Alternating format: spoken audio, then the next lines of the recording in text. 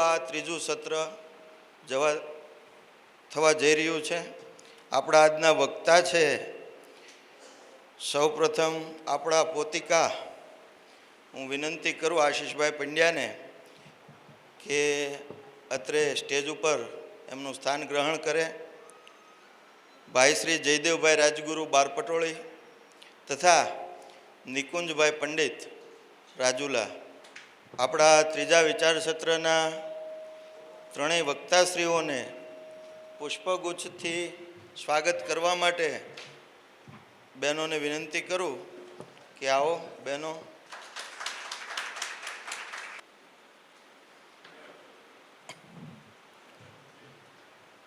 ભાઈ શ્રી નિકુંજભાઈ, ભાઈ શ્રી આશીષભાઈ. બ્રાહ્મણ સમાજ એટલે કે આપણે વર્ષોથી જ્ઞાન, શિક્ષણ અને સંસ્કાર એનો પર્યાય રહ્યા છીએ.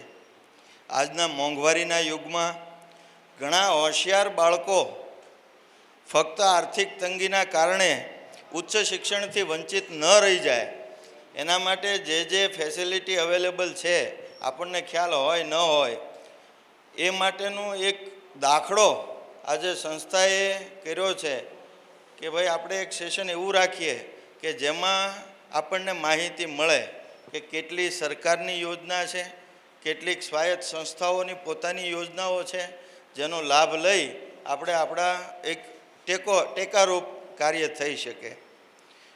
આપણા પ્રથમ વક્તા આપણા પોતાના 10 વર્ષ પહેલાં જ્યારે આ સરકેશ્વર ભુવન બંધાતું હતું ત્યારે ખંભે ખંભો મિલાવીને કામ કરતા એવા આશીષભાઈ પંડ્યા.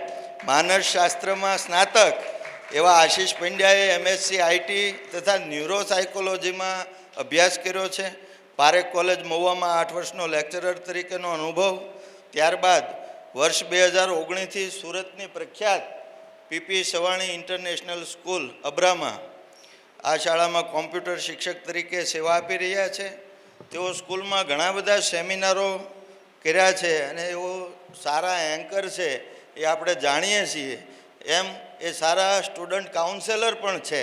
તો આપણે ખૂબ તાળીઓના ગગડાટથી સ્વાગત કરીએ ભાઈ શ્રી આશીષભાઈ. સેશનમાં પણ મારી સિવાયના વક્તાઓ અને આવનારા સેશનમાં પણ જે વક્તાઓ હશે બરાબર એ બધા જે આગલા સેશનમાં આપણે જોયું ધુરંધર વક્તાઓ, કોઈ ડૉક્ટર હતું, કોઈ અધિકારી ક્લાસ 1, 2 જે કાંઈ પણ હોય, કોઈક રાજકીય શિક્ષણ વિભાગમાં એમનું પ્રદાન હતું બરાબર, કોઈક પાઠ્યપુસ્તક મંડળમાં હતું. હા, તો એ બધા જે આપણે વાત કરી બધા વક્તાઓને વંદન. હવે એમાંથી એક પણ એક્સપર્ટાઇઝ મારી નથી હું ડૉક્ટર કે નથી કોઈ ક્લાસનો અધિકારી કે કોઈ અધિકારીમાં મારો ક્લાસ કે નથી કોઈ રાજકીય વિભાગમાં શૈક્ષણિક ક્ષેત્રે હું કોઈ એવી મારું પ્રદાન હોય. ઈચ્છા છે પણ હજી સુધી કોઈ એવું પ્રદાન કરવાની તક મળી નથી. એની માટે મહેનતય ચાલુ છે બરાબર. હવે આવી કોઈ એક્સપર્ટાઇઝ ન હોય અને મારી સિવાયના બધા વક્તાઓ જે છે એ પારંગત છે, ધુરંધર છે, તો એમની હારે હું અત્યારે તમારી સામે કેમ કે મારામાં કોઈ એક્સપર્ટાઇઝ જ નથી? તો આનું કારણ છે ને કે આવી એક્સપર્ટાઇઝ ન હોવા છતાં પણ હું અત્યારે અહીંયા છું, બોલું છું ને આપ સાંભળો છો. તો એનું કારણ છે ને એનો મને ખૂબ જ ગૌરવ છે. અને એ કારણ શું છે? સુરેશ દાદા, પ્રફુલ્લ દાદા, હું ચીમન દાદાને પણ યાદ કરું, એમની ચેતનાને વંદન. કારણ કે 10 વર્ષ પહેલાં ઘણા બધા કાર્યક્રમોમાં એમનું પણ માર્ગદર્શન, પ્રફુલ્લ બાપુજીનું માર્ગદર્શન. તો એ કારણ જે છે એ કારણ એ છે કે હું મહુવા જ્ઞાતિનો સૌથી વધારે પ્રિય દીકરો છું બરાબર. હું શૈક્ષણિક સહાયના અનુસંધાનમાં આપણી જ્ઞાતિ કઈ રીતે શૈક્ષણિક સહાય કરી શકે બરાબર એ જ રીતે વાત કરીશ. તો સૌ પ્રથમ હું ડાયરેક્ટ જ મુદ્દા પર આવું. આપણને સૌને ખબર છે કે કોકની સ્કિલ આપણે ડેવલપ કરશું ને તો એ પણ શૈક્ષણિક સહાય થઈ. અને સ્કિલનું મહત્ત્વ આપણે બીજા સેશનમાં જોયું. એનાથી વધારે વાત કરું તો હમણાં તાજેતરનું તમને ખ્યાલ હોય તો યુદ્ધ ગયું અમેરિકાનું ને બીજા કયા દેશનું ગયું? ઈરાન અને ઇઝરાયલ. યસ, ઓકે, એમાં સાચું યુદ્ધ કયા બે દેશ વચ્ચેનું હતું કોઈને ખબર છે? ઈરાન અને ઇઝરાયલનું હતું. અમેરિકા વચ્ચે પડ્યું. પછી તો એવું સાબિત થઈ ગયું કે અમેરિકાનું ને ઇઝરાયલનું જ યુદ્ધ છે, આપણને દેખાતું હતું એમ જ, પણ હકીકતમાં વાત અલગ હતી. હવે ઇઝરાયલની સંખ્યા એટલે કેટલું થાય ખબર? 1.5 અમદાવાદ થાય એટલી સંખ્યા ઇઝરાયલ, બરાબર. અને અમેરિકા જે છે એની સંખ્યા કેટલી છે? આખો ખંડ છે ને, અમેરિકા આખો ખંડ છે ને, બરાબર. છતાં ઇઝરાયલ કીડી જવડો દેશ, એના કહેવાથી અમેરિકા જો જે છે એ ઈરાન ઉપર ચડાઈ કરતું હોય તો એનું કારણ કોઈને ખબર છે? એનીવન નો રીઝન? જો હું શૈક્ષણિક સહાયની જ વાત કરું છું, સ્કિલ દ્વારા શૈક્ષણિક સહાય, જો આર્થિક શબ્દ નથી એટલે હું એને વણી લઈશ, પણ માત્ર એ ઉપર નહીં ભાર આપું. શૈક્ષણિક સહાય ઘણા પ્રકારે થાય, ખાલી આર્થિક રીતે ન થાય, બરાબર. કોઈને ખબર છે કોઈને કે કીડી જવડા દેશનું આવું હાથી જવડો દેશ કેમ માની ગયો? નહીતર અમેરિકા, ડોનાલ્ડ ટ્રમ્પ કેટલો એગ્રેસિવ મોડમાં હોય. નવા વર્ષે તે વેનેઝુએલા ઉપર એટેક કર્યો હતો 2 તારીખે જાન્યુઆરીની, બરાબર. એ ધારે તો એ કહેવાય ને રશિયા પછીની શક્તિ કહેવાય યુદ્ધની, એટલી એનામાં સક્ષમતા છે. પણ છતાં ઇઝરાયલના કહેવાથી કેમ, એ કીડી જવડાના કહેવાથી કેમ માન્યો? કોઈને ખબર છે? કોઈ અહીંયા બેઠું એમાંથી સ્ટુડન્ટ્સમાંથી મોટામાંથી કોઈ પણ કહી શકે, વડીલોમાંથી પણ આન્સર આપી શકે.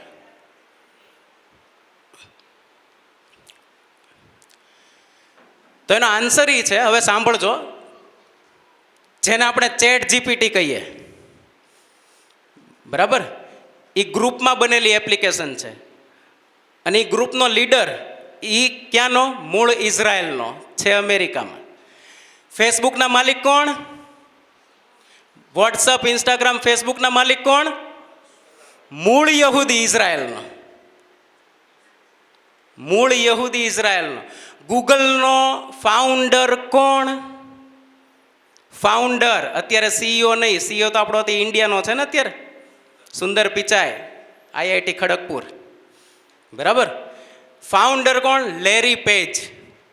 આ હું ખાલી 3 કંપનીના નામ બોલ્યો, બાકી અમેરિકામાં જેટલી ડિજિટલ એક્સપર્ટાઇઝ કંપની છે ને, કે જે યુદ્ધના શસ્ત્રોય બનાવે છે ડિજિટલ, એ બધાના માલિક અને બધાના એક્સપર્ટ મૂળ ઇઝરાયેલી યહૂદીઓ છે. જો એનું ન માને તો અમેરિકા રાતોરાત વેચાઈ જાય.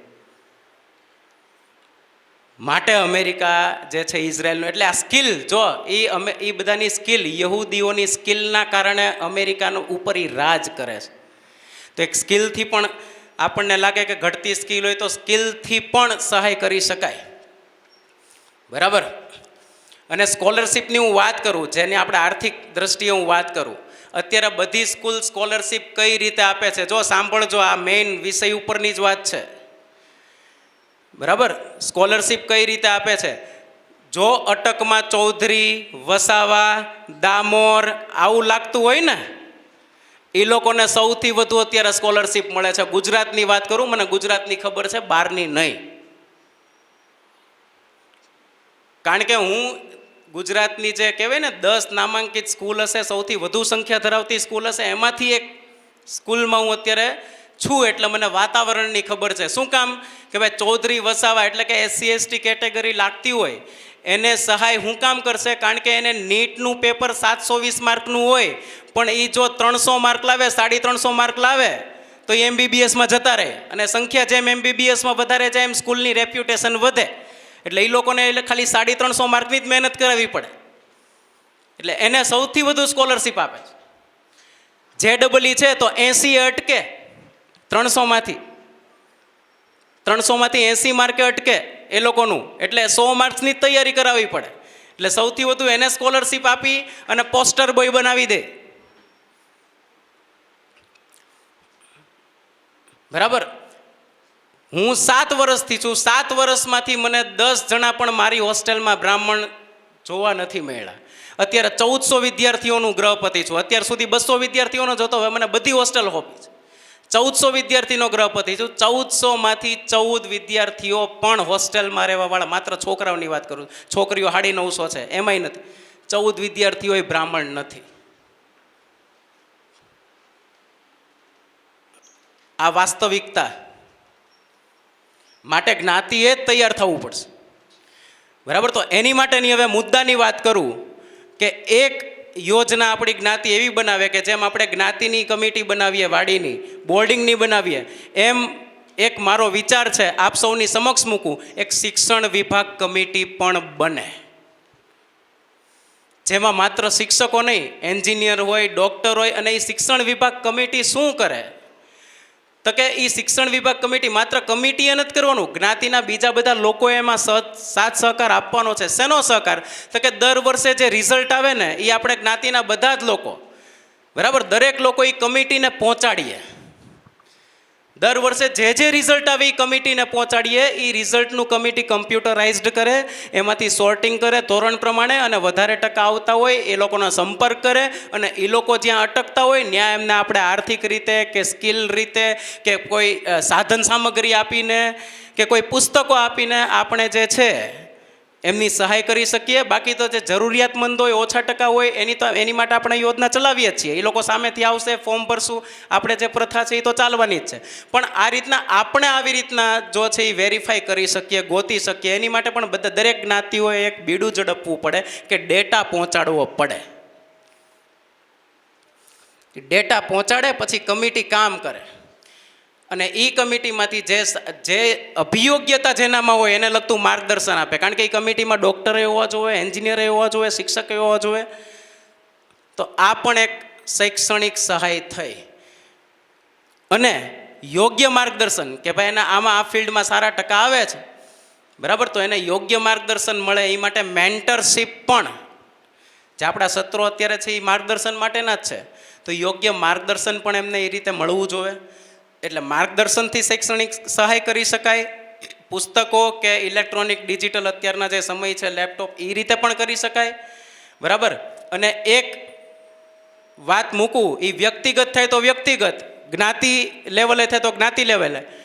એડોપ્ટ સ્ટુડન્ટ, એક વિદ્યાર્થીને દત્તક લેવાની યોજના, એ કોઈ વ્યક્તિગત પણ કરી શકે. આપણી જ્ઞાતિમાં જે સક્ષમ હોય એ વ્યક્તિગત પણ કરી શકે, અથવા જ્ઞાતિને એમ લાગે કે આ છોકરો ઉજળો છે, મીન્સ કે ભણવામાં પણ એ અટકે છે, તો એ જ્ઞાતિ એને દત્તક એટલે માની લો કે કદાચ સાવ દત્તક ભલે ન લે, શરતી સહાય આપે કે ભાઈ તું જ્યારે કમાતો થાય ને, બરાબર, ત્યારે એ પૈસા કાં તો મને આપી દેવાના, પછી એ પૈસા ભલે હું બીજા વિદ્યાર્થી માટે વાપરું, અથવા તો તારે અમારી આંખ સામે બીજા 2 સ્ટુડન્ટને દત્તક લેવાના.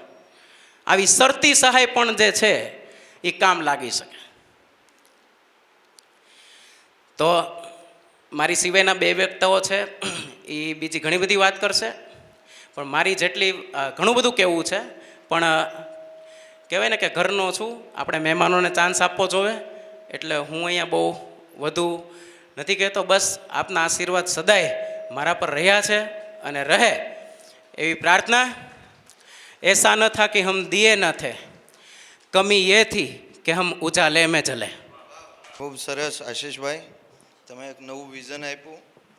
મુખ્યત્વે આપણે તો અત્યારે જે શૈક્ષણિક સહાય મળે છે એના સંદર્ભે વાત કરવાની ગણતરી હતી, પણ એક નવું વિઝન મળ્યું જે ખૂબ જ આગળ જતાં યોગ્ય થશે, એટલે એ બદલ તમને ખૂબ ખૂબ ધન્યવાદ.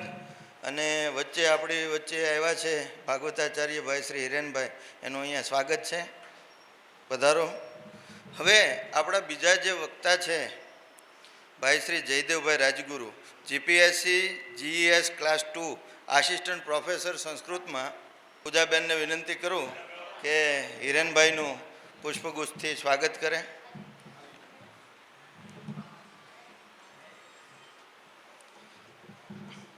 દેવમોગરા સરકારી વિનયન કોલેજ ઉચ્છલ, જિલ્લો તાપી ખાતે ફરજ બજાવે છે.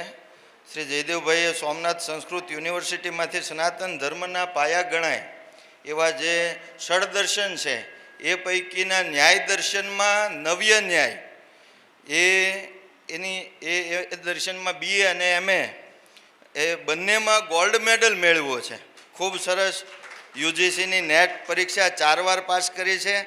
GSETની પરીક્ષા પ્રથમ પ્રયત્ને પાસ કરી છે. આપશ્રીએ સેન્ટ્રલ સંસ્કૃત યુનિવર્સિટીમાં તથા Pacific institute of management Udaipur Rajasthan ખાતે દેવભાષા એટલે કે સંસ્કૃતના શિક્ષક તરીકે કાર્યનિર્વહન કર્યું છે. અને જયદેવભાઈમાં સંસ્કૃતમાં શ્લોકની રચના કરવાની એક અદ્ભુત કળા છે. તો આ નિપુણતા સાથે આપણે એનું સ્વાગત કરીએ કે આવો જયદેવભાઈ પધારો. હરિ ઓમ.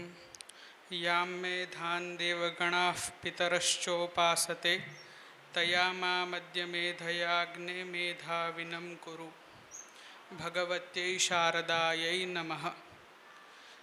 આપ સર્વ જ્ઞાતિજનોનો હું સૌ પ્રથમ ઋણ સ્વીકાર કરું છું કે આપે મને અહીંયા તક આપી અને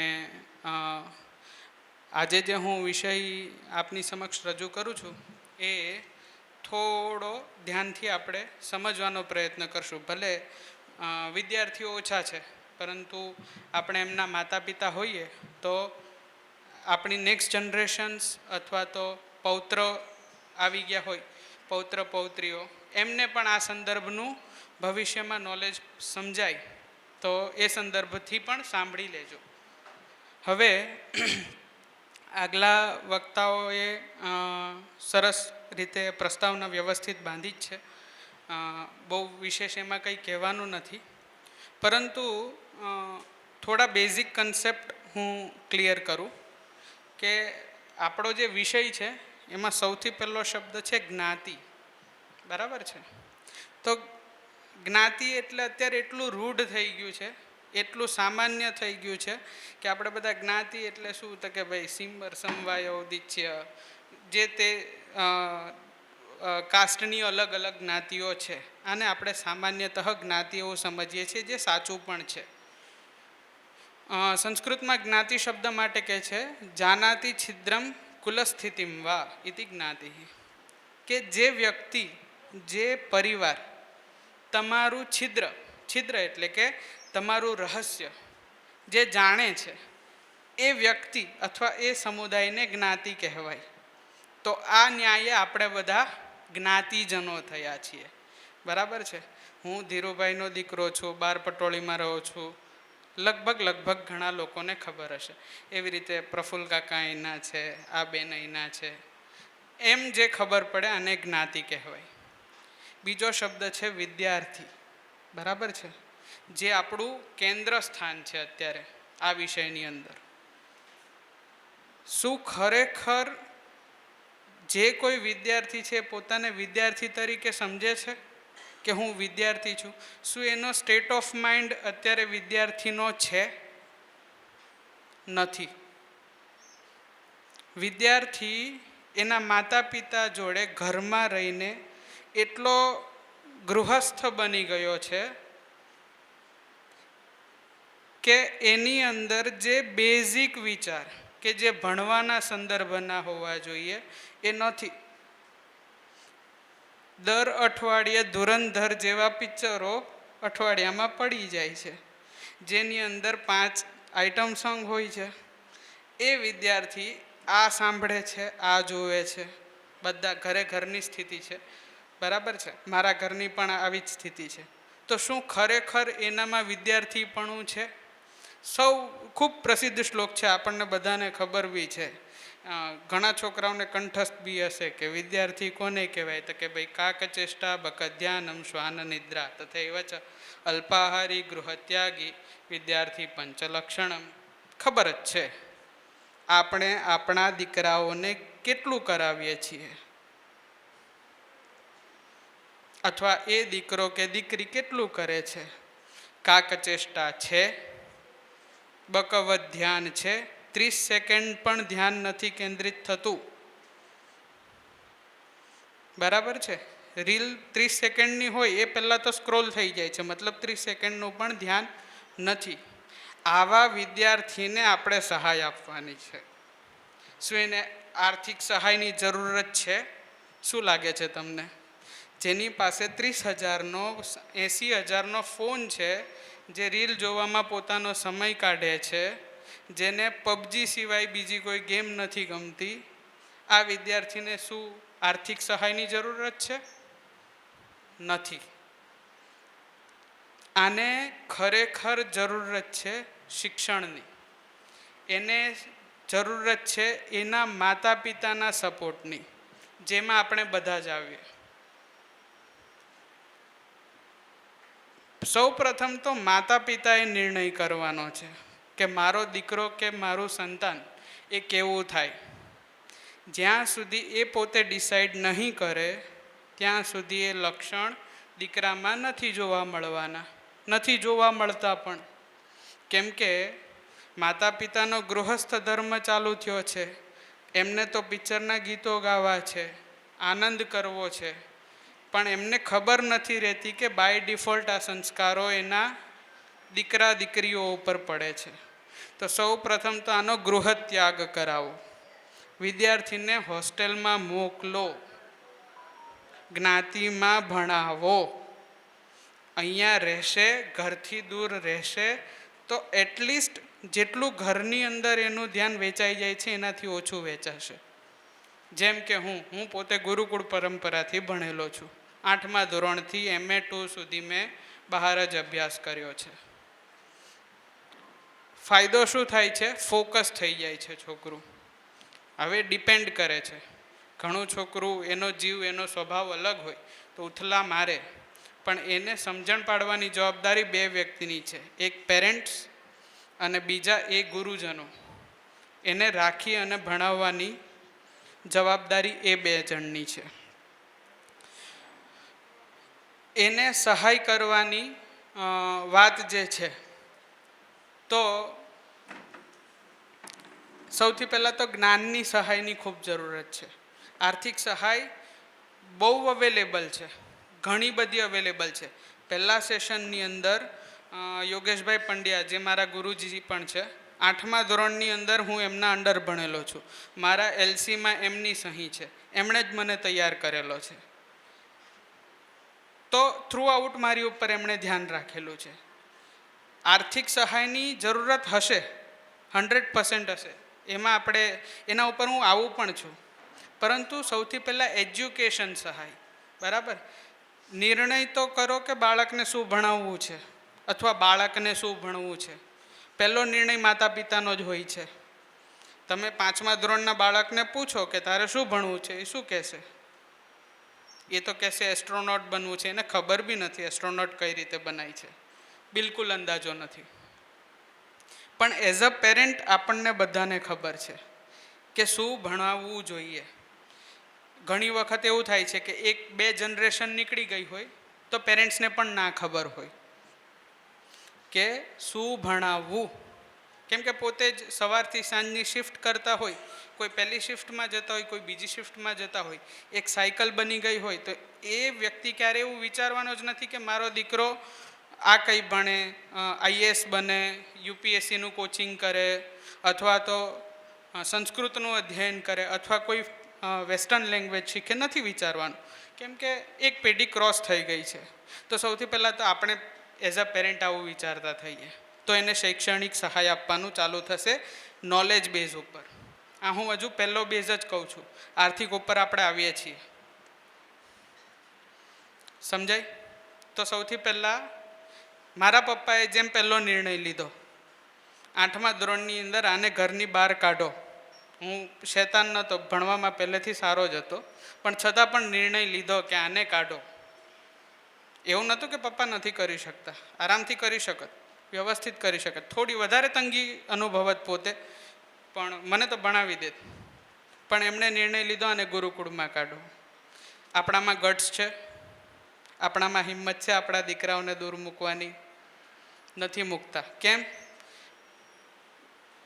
આપણે પોતાને જ્યારે પણ આવો વિચાર આવે ને તો ગાંધારી અને ધૃતરાષ્ટ્ર તરીકે વિચારી દેવા જોઈએ પોતાની જાતને, કે જો મારે મારા દીકરાઓનું ખરાબ વિચારવું હોય તો જ મારે રખાય, બાકી રખાય નહીં. એનો મતલબ એમ નથી કે જે ઘરે રાખીને ભણાવે છે ખરાબ છે, બિલકુલ કહેવા નથી માગતો એવું.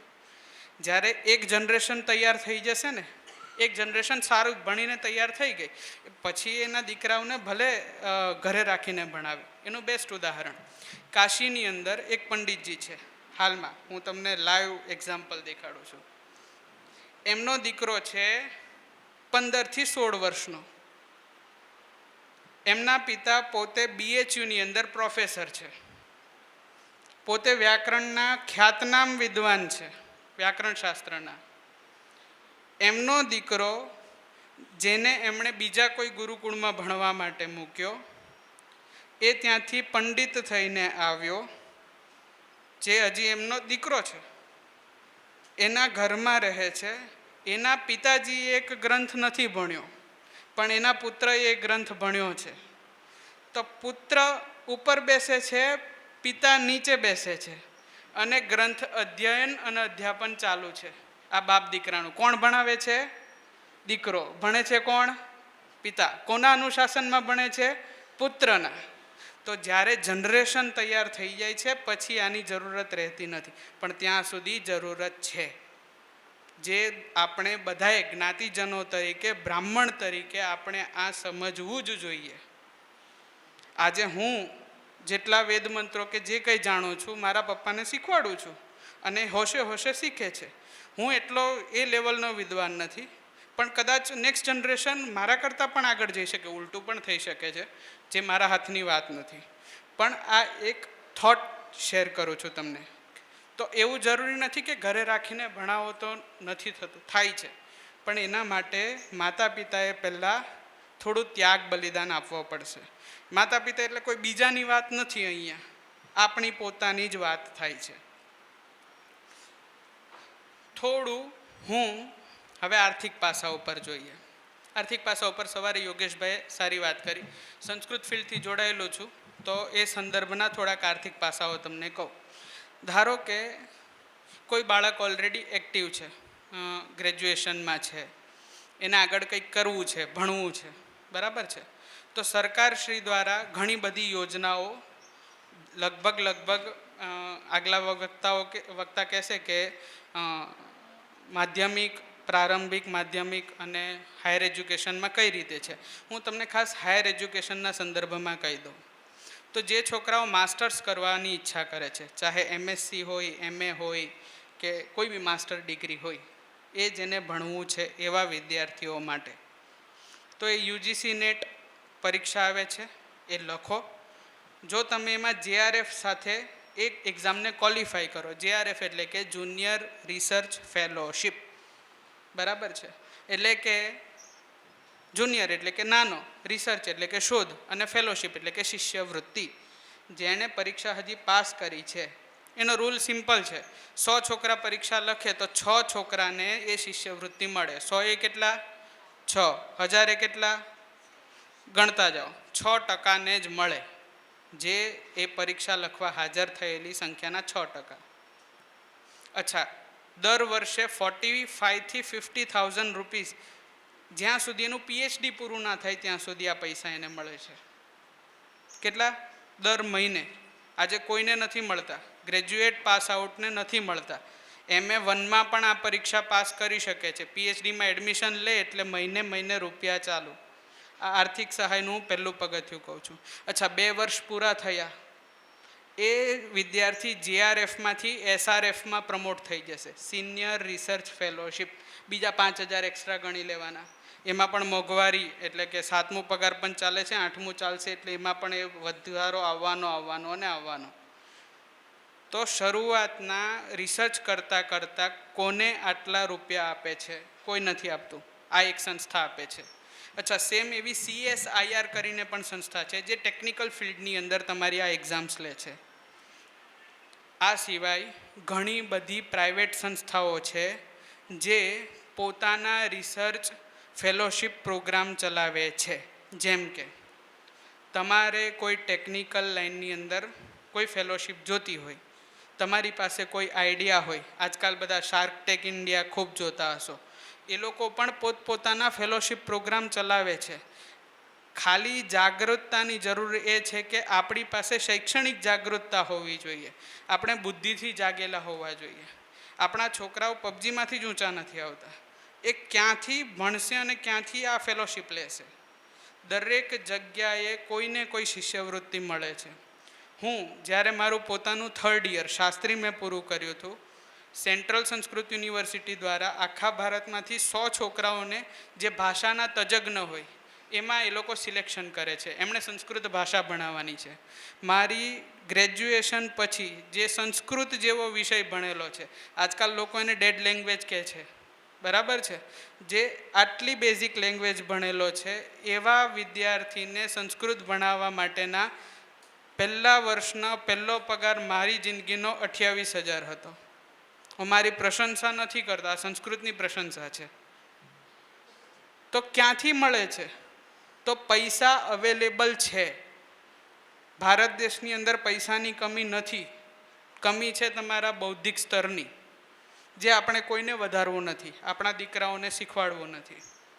અચ્છા, અત્યારે તો એ સ્કીમની અંદર જ 40,000 છે. અત્યારે પણ મારા કેટલાક મિત્રો એની જ અંદર જોબ કરે છે. તો આ સિવાયની પણ એક સંસ્થા છે ઉદયપુરની અંદર, એના ઘણા બધા સેન્ટર બી છે, ધરોહર કરીને. આ સંસ્થા શું કરે છે? તો જેમ સવારે તમને કીધું યોગેશભાઈ, હું સંસ્કૃત ફિલ્ડનો છું એટલે તમને એ સંદર્ભનું નોલેજ આપું છું. બધી ફિલ્ડમાં આ પ્રકારની આર્થિક સહાયો અવેલેબલ છે. એ ધરોહર સંસ્થા શું કહે છે? તો એ ખાલી એટલું જ કહે છે કે તમારે કંઈ નથી કરવાનું, તમને ખાલી કોઈ પણ 4 થી 5 લિપિ આવડવી જોઈએ. લિપિ અને ભાષાનો અંતર છે. ભાષા એટલે અત્યારે હું ગુજરાતી ભાષામાં બોલું છું, પણ ગુજરાતી ભાષામાં બોલાયેલું વાક્ય એને તમે શિરોરેખા કરીને હિન્દીમાં લખી શકો, અથવા વોટ્સઅપની અંદર જે આપણે ઇંગ્લિશમાં યુઝ કરીએ, તો જે સ્ક્રિપ્ટ યુઝ કરીએ એને લિપિ કહેવાય, અને જે બોલીએ એને ભાષા કહેવાય. ભાષ્યતે અનયા ઇતિ ભાષા, જેનાથી બોલીએ છીએ એને ભાષા કહેવાય. રાઇટિંગ સ્ક્રિપ્ટ અલગ હોઈ શકે છે. તો જે વ્યક્તિ શારદા લિપિ, ગ્રંથ લિપિ, ખરોષ્ઠી લિપિ, બ્રાહ્મી લિપિ, આવી અલગ અલગ લિપિ છે. ભાષા સંસ્કૃત અથવા પ્રાકૃત હોઈ શકે છે. આને જે ઉકેલી શકે, ખાલી વાંચી શકે, એને વાંચીને એને કંઈ નથી કરવાનું, લખીને આપી દેવાનું છું. આટલી વસ્તુ કરવાના પર મંથ 85,000 આપે છે. અચ્છા, એવું પણ બર્ડન નથી કે આખો ગ્રંથ પૂરો જ કરીને આપવાનો. મારો મિત્ર છે, ત્યાં જ જોબ કરે છે. એ દિવસની અંદર 11 પુસ્તકના ખાલી નામ શોધે છે. ઉપરનું ટાઇટલ એ બીજી લેંગ્વેજમાં હોય, એને ખાલી ટ્રાન્સલેટ કરવાનું. એટલા કામના એને 65,000 પર મંથ મળે છે. એવી જ ગાંધીનગરની અંદર કોબા જૈનોનો આશ્રમ છે, ત્યાં પણ આ જ કામ વ્યવસ્થિત રીતે થાય છે. તમારે ગ્રંથમાં રહેલી લિપિઓ ઉકલવાની છે. તો પૈસાની, આર્થિક સહાયતાની કમી ભારતમાં નથી. આવી તમને લાખો. સવારે યોગેશભાઈએ ભાવેશનું પણ એક ઉદાહરણ આપ્યું હતું. ભાવેશભાઈ છે મારા કરતાં 2 જ વર્ષ નાના છે, આપણા પાલીતાણામાં જ અત્યારે જૈન સાધુઓને ભણાવે છે. પર મંથ 95,000થી પ્લસ કમાય છે. કેમ? કમાન્ડ છે પોતાનો શાસ્ત્ર ઉપર. પોતે વ્યાકરણના વિદ્યાર્થી છે, ન્યાય દર્શન પણ સારું ભણાવે છે. હું જે વિસ્તારમાં રહું છું ત્યાં આવું કંઈ નથી, નહીં તો ન્યાય દર્શનમાં મારો ખૂબ કમાન્ડ છે. તો સરકારી પગાર એક બાજુ, બીજો પણ હું વધારે કમાઈ શકું, કમાતો નથી.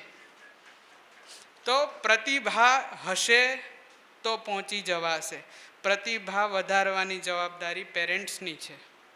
જો પેરેન્ટ્સ નથી આપતા એના બાળકને, તો ખૂબ પ્રોબ્લેમ થાય. એક સરસ સુભાષિત છે, એકેનાપી સુપુત્રેણ સિંહી સ્વપિતિ નિર્ભયમ સદૈવ દશભિઃ પુત્રૈઃ ભારમ વહતી રાસભી. કે સિંહણનું એક જ દીકરો હોય છતાં પણ એ આરામથી સૂવે. એને વિશ્વાસ છે કે મારો જે આ દીકરો છે એ શિકાર કરીને લાવશે. ગધેડીને 10 બચ્ચા હોય, પણ એ 10 બચ્ચા સાથે વજન જ ઉચકતી હોય. તો પહેલાં તો પેરેન્ટ્સે સિંહ અથવા સિંહણ બનવાનું છે. પોતાના મનમાં તો નિશ્ચય કરી લો, તો પછી કંઈક આગળ. બાકી સહાયતાઓની કોઈ કમી નથી. તો સહાયતા શું જરૂરત છે? આર્થિક જરૂરત નથી. લગભગ આપણા બધાના ખિસ્સામાં અત્યારે 30,000નો ફોન હશે જ.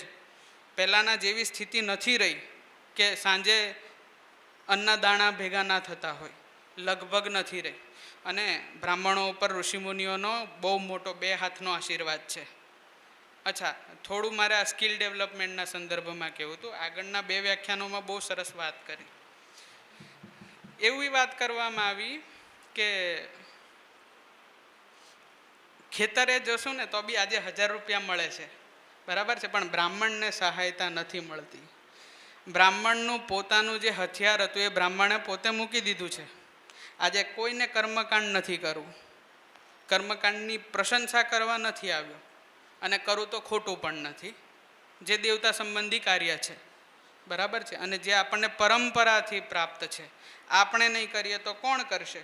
પણ છતાં પણ વિવાહના પ્રશ્નો ઊભા થાય છે. કેમ? કર્મકાંડ કરે છે.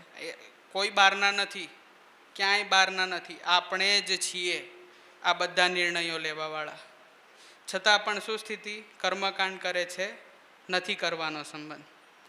મારા 5 થી 10 મિત્રો એવા છે, સારામાં સારું ગ્રુપ ચલાવે છે, મારા કરતાં 3 ગણું કર્મકાંડમાં મહિને કમાવી લે છે, જો પૈસાની જ વાત હોય તો.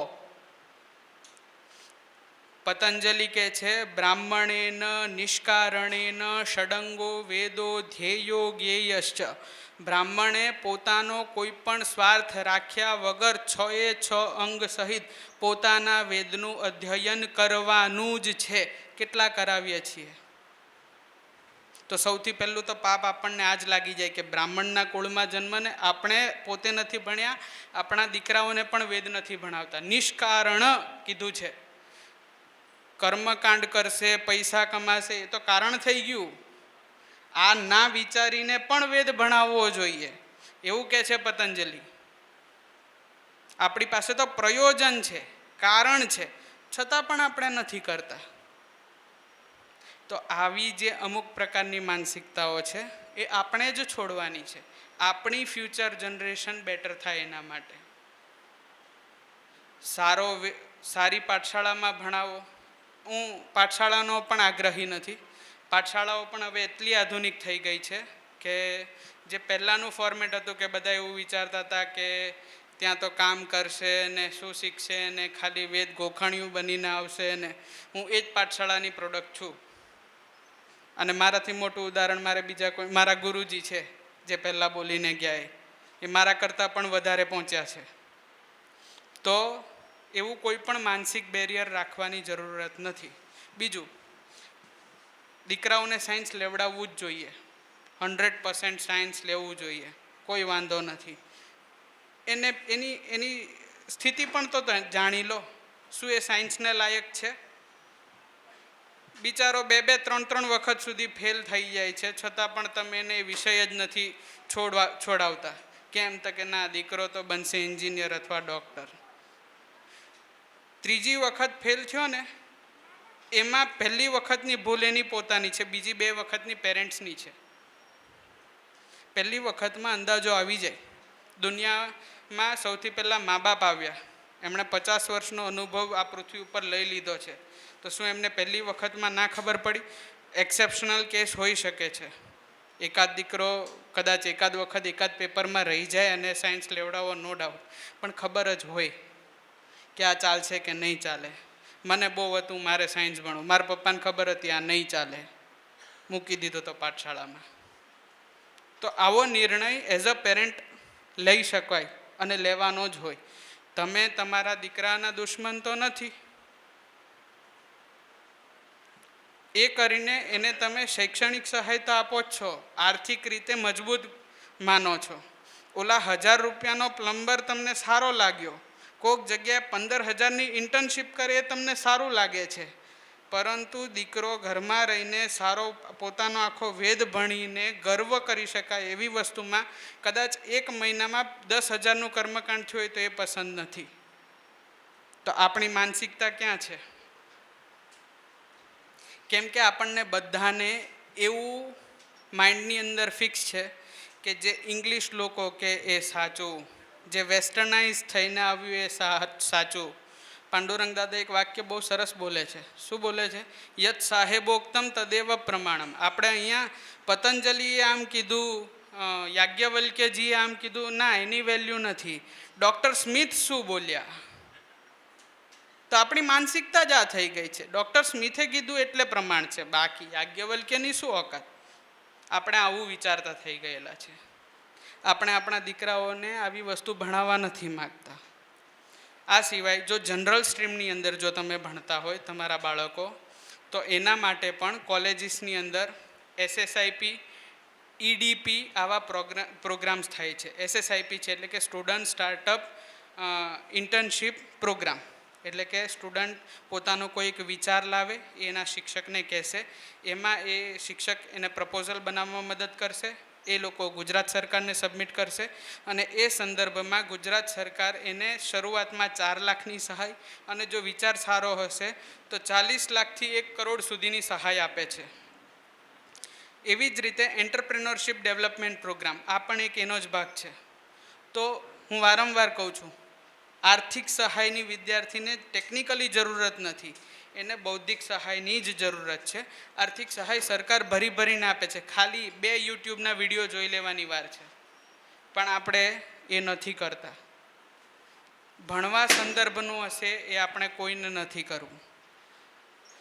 તો ઘણી બધી વાત થઈ, નાના મોઢે કદાચ તીખા વાક્યો પણ હું બોલી ગયો હોઉં તો મને માફ કરજો, પરંતુ મારો એવો કોઈ ઇન્ટેન્શન નથી. મારો એક અવેરનેસ લાવવાનો, એક સમજાવવાનો ભાવ છે કે આપણી મૂળ પરંપરાથી આપણે કોઈને કોઈ રીતે દૂર થઈ જઈએ છીએ. પછી એ આર્થિક પાસું હોય કે ના હોય, આપણે આર્થિક વસ્તુની પાછળ એટલા ભાગ્યા છીએ. હું તમને એક ઉદાહરણ આપું. ડાયરેક્ટ મારા ગુરુજી નથી, પણ મારી પાઠશાળામાં જે ગુરુજી ભણાવતા હતા એ પગારથી ભણાવતા હતા, એમનો સારો સેલરી પણ હશે, 65,000. વેદના ગુરુજી અથર્વવેદ ભણાવવા માટે આવ્યા હતા. તમે સમજો, મહર્ષિ સાંદીપની ઉજ્જૈનની એક સંસ્થા છે જે વેદ ભણતા વિદ્યાર્થીઓને આર્થિક સહાય આપે છે. 6ઠ્ઠા ધોરણમાં તમારું બાળક જેવું ગુરુકુળમાં મૂકો એટલે દર મહિને એના 7 કે 8,000 રૂપિયા સરકાર એના ખાતામાં નાખી દે છે. એને મળશે ક્યારે? જ્યારે એનું ગ્રેજ્યુએશન પૂરું કરશે ત્યારે. ત્યાં સુધી એ પૈસા મળશે નહીં, પણ દર મહિને મળશે ખરા. તો એક બાજુ એનું અર્નિંગ ચાલુ છે. શું કરવા માટે સરકાર પૈસા આપે છે? કારણ કે અથર્વવેદ ભણે છે, એ યજુર્વેદ ભણે છે. આ સરકારની યોજનાની જ વાત કરું છું. અચ્છા, એક બાજુ એનો વેદ આખો જ્ઞાન રાશિ એના મગજમાં આવી, તો ભવિષ્યમાં એનો ઉપયોગ નહીં કરે એવું તો છે નહીં. આપણે એક અક્ષર બી ભણ્યા હોય તો 5 ગામમાં કહી આવતા હોઈએ, તો આખો વેદ, જેને ભગવાન વેદ કહેવાય, એ જેના મગજમાં હોય એનું બ્રહ્મ વર્ચસ્વ ક્યાં જાય?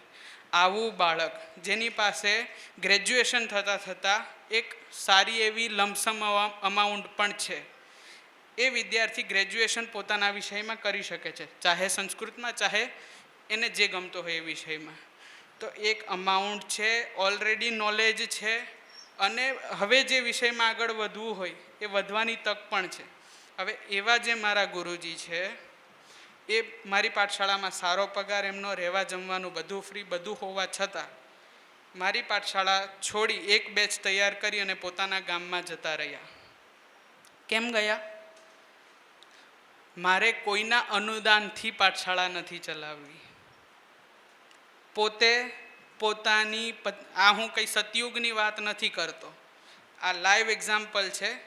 હજી મહિના પહેલાં મારી જોડે એમની વાત થઈ ત્યારે એમણે મને આ પ્રસંગ કીધો. પોતાની વાઈફ, હમણાં લગ્ન થયા ને 1-2 વર્ષ થયા હશે, હમણાં પાઠશાળા ખોલે છે, તો પોતાની પત્નીના દાગીના વેચી પૈસા લઈ અને 2 રૂમનું મકાન તૈયાર કર્યું છે.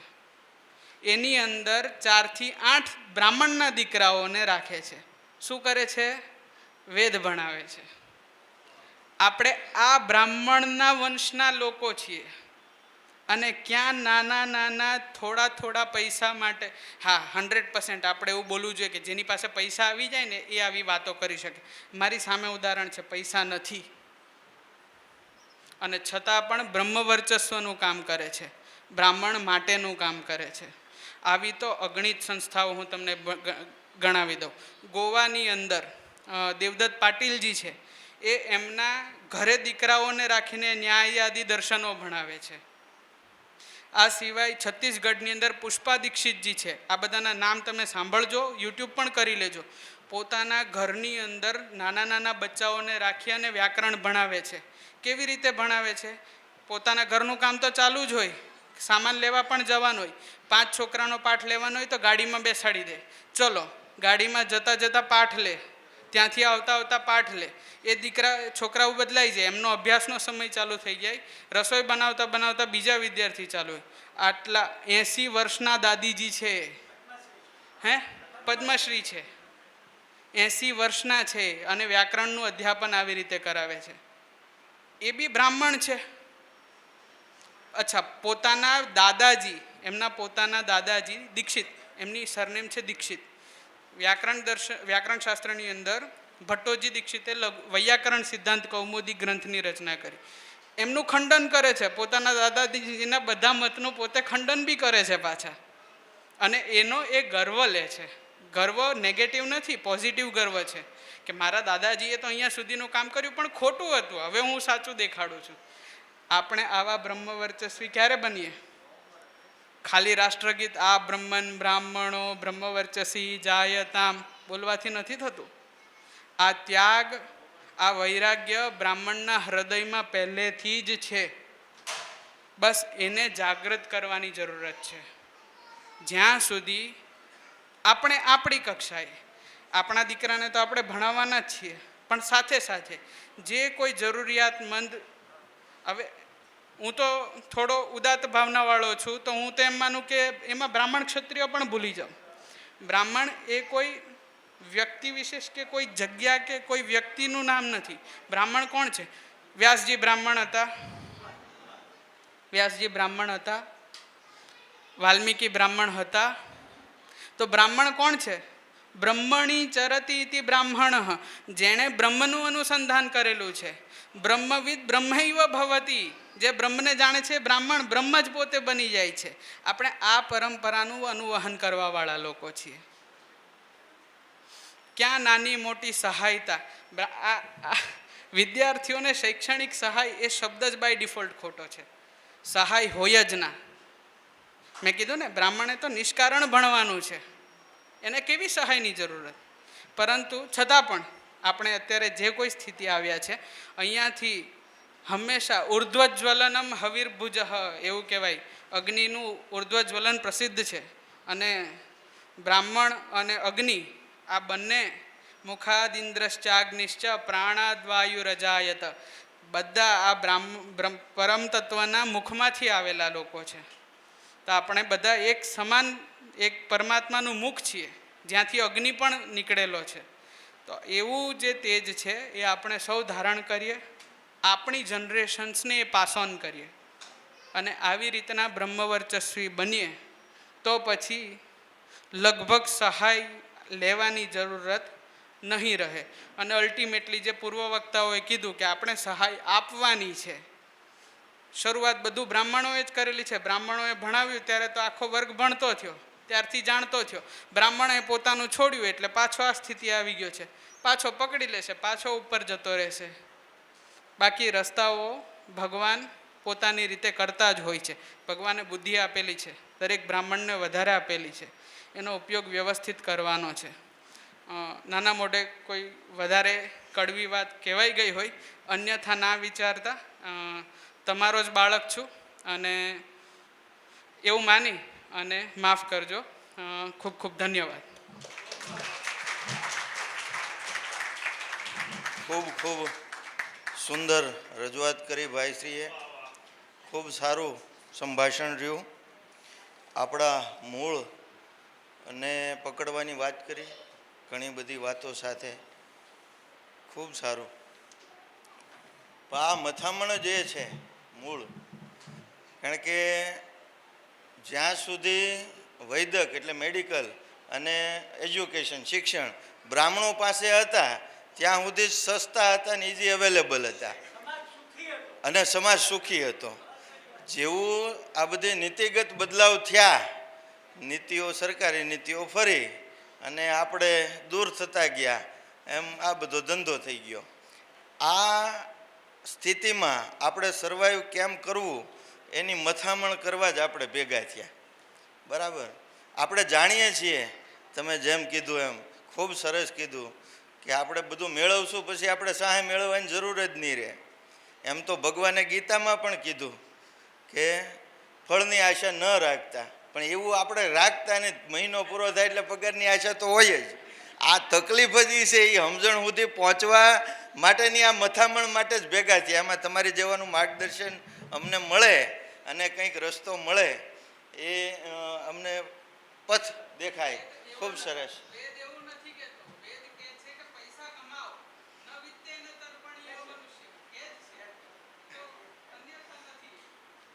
ખૂબ સરસ. હવે આગળ વધીએ તો આપણા આગળના વક્તા છે, અગાઉના સેશનમાં એન્કર હતા, ઓળખાણ તો આપવાની જરૂર નથી, પણ રાજુલા તાલુકાના અંતરિયાળ ગામડામાંથી ઉચ્ચ આકાશને આંબવા માટેના સ્વપ્ના સાથે નીકળેલું પંખી એટલે ભાઈ શ્રી નિકુંજ પંડિત, જેઓએ સીમિત સંસાધનો સાથે BA PTC BEd કરી અને પોતાની રીતે પોતાનું કાર્યક્ષેત્ર નક્કી કર્યું. હાલ રાજુલામાં નોબેલ વર્લ્ડ સ્કૂલ એના સંચાલક અને સર્વે સર્વા બધું છે. તો આપણે એમને વિનંતી કરીએ કે આવો ભાઈ શ્રી નિકુંજભાઈ આ બે શબ્દો. મંચ ઉપર બિરાજમાન સૌ પૂર્વ વક્તાઓ, પૂજ્ય હિરેન, આમ તો અમે જેમના ચરણારવિંદના અમને સદભાગ્ય પ્રાપ્ત થયું છે અમારા પરિવારને, એવા અમારા કુમાર હિરેન કુમાર, સૌને પ્રણામ કરી વિષય ઉપર ડાયરેક્ટ પ્રવેશ કરીએ. પહેલી યોજના આવે સાહેબ RT, રાઇટ ટુ એજ્યુકેશન. આમ તો વિનોદમાં કહું તો ગુજરાત સરકારનું આમ તો આયુષ્યમાન કાર્ડ છે, એટલે બાળક માના ઉદરમાં હોય ને ત્યારથી સહાય શરૂ થાય. સમજો મારી વાત, બાળક માના ઉદરમાં હોય ત્યારથી સહાય શરૂ થાય. હવે આપણને એમ થાય કે રાઇટ ટુ એજ્યુકેશન અંતર્ગત તો આપણે આર્થિક રીતે સંપન્ન છીએ અને કેમ પ્રવેશ લેવો, શું કરવું, બે વસ્તુનું ધ્યાન રાખવું. અમુક વાત હું અહીંયા બોલીશ નહીં, પણ તમે મર્મજ્ઞ છો બધા. પહેલું એના માટે છે ને, આંગણવાડીમાં તમારું બાળક ભણતું હોવું જોઈએ. તમે જ્યારે RTનું ફોર્મ ભરો છો ને ત્યારે આંગણવાડીનો દાખલો હોવો જોઈએ. પણ આપણે સુખી સંપન્ન છીએ એટલે આંગણવાડીમાં ભણતા ન હોય બાળકો. અને બીજું એક આવકની મર્યાદા છે. હવે એ તો તમે સમજી શકો છો, બધું સમજી શકો છો. આ બે ડોક્યુમેન્ટ્સો RTમાં પ્રાધાન્યતામાં હોય છે. તો પહેલી પ્રાયોરિટી બેઝ જ્યારે આપણે પ્રવેશ મેળવીએ છીએ, જો આપણે શૈક્ષણિક સહાય જોતી છે તો જો તો રાઇટ ટુ એજ્યુકેશન અંતર્ગત આપણે એડમિશન લઈ શકીએ છીએ. અને નામાંકિત પ્રાઇવેટ સંસ્થાઓ એમાં આપણને પ્રવેશ આપે છે, જેમાં 1 થી 8 સુધી બાળક નિઃશુલ્ક ભણી શકે છે. તમે સમજી શકો છો. એ ગણવેશ સહાય નહીં 3000 સરકાર આપે છે. તમારા બાળકની ગણવેશ સહાયના પણ સરકાર 3000 રૂપિયા એમાં આપે છે. કહેવાતા ફિક્સ ધર્મો અને કહેવાતી ફિક્સ કાસ્ટ આનો બહુ મોટો સદુપયોગ કરે છે. આપણે હવે આ બધી યોજનાઓના લાભ લેવાની જરૂર છે, નથી એવું નથી. આ સમજો મારી વાતને. હવે દાખલા તરીકે બીજું એવું છે કે તમે RTમાં એડમિશન લીધું એટલે તમારું બાળક પ્રાઇવેટમાં ભણે છે તો સરકારનું જ બાળક છે. સમજો મારી વાતને. એ બાળક ગવર્મેન્ટનું બાળક છે. અને જો તમે સારી વગવાળા છો ને તમારો છોકરાનું સરકારી સ્કૂલમાં નામ હકારીને પ્રાઇવેટમાં ભણાવો છો, આપણે તો બહુ ખુલ્લીને વાત કરી, અંદર વિડીયોગ્રાફી બંધ કરી દેવી છૂટ છે.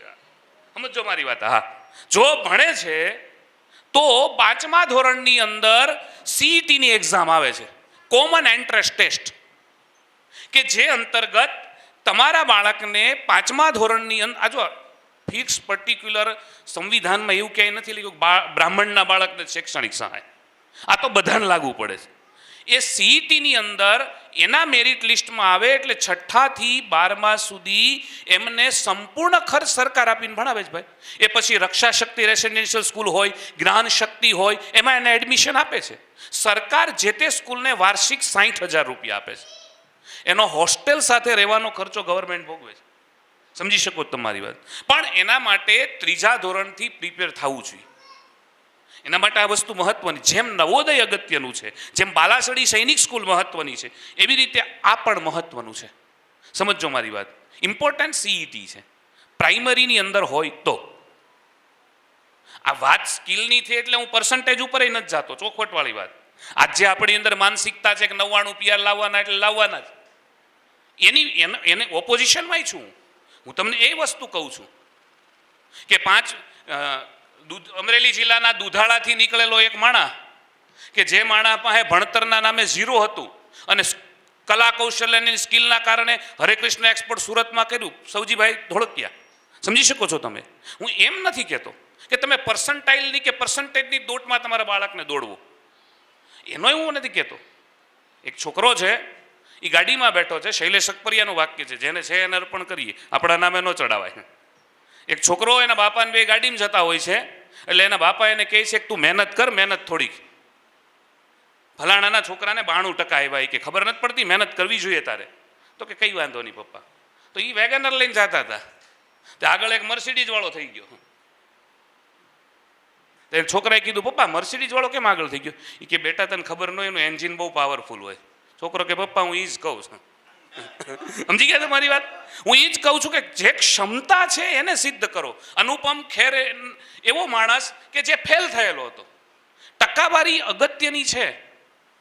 આ બધું સહાય લેવા માટે જરૂરી છે ને. 5મા ધોરણમાં સીઈટીની એક્ઝામ આપે એટલે 6થા ધોરણથી 12મા ધોરણ સુધી એને ગવર્મેન્ટ સ્વખર્ચે ભણાવે. બહુ મહત્વની વાત, એના ચોપડા, કપડાં, એના બૂટ, એનો નાવાનું શેમ્પુ પણ ગવર્મેન્ટ આપે. આ બધું એમાં પ્રાવધાન છે. પણ અગત્યની વસ્તુ એ છે કે તમે ને હું છે ને અત્યારે હેમાં પીડ્યા છે કે ફલાણાએ હું કરવું જોઈએ ને એની મથામણમાં આપણે હું કરવું જોઈએ ને એ નથી ખબર પડતી. આ સમજવા જેવી વસ્તુ છે.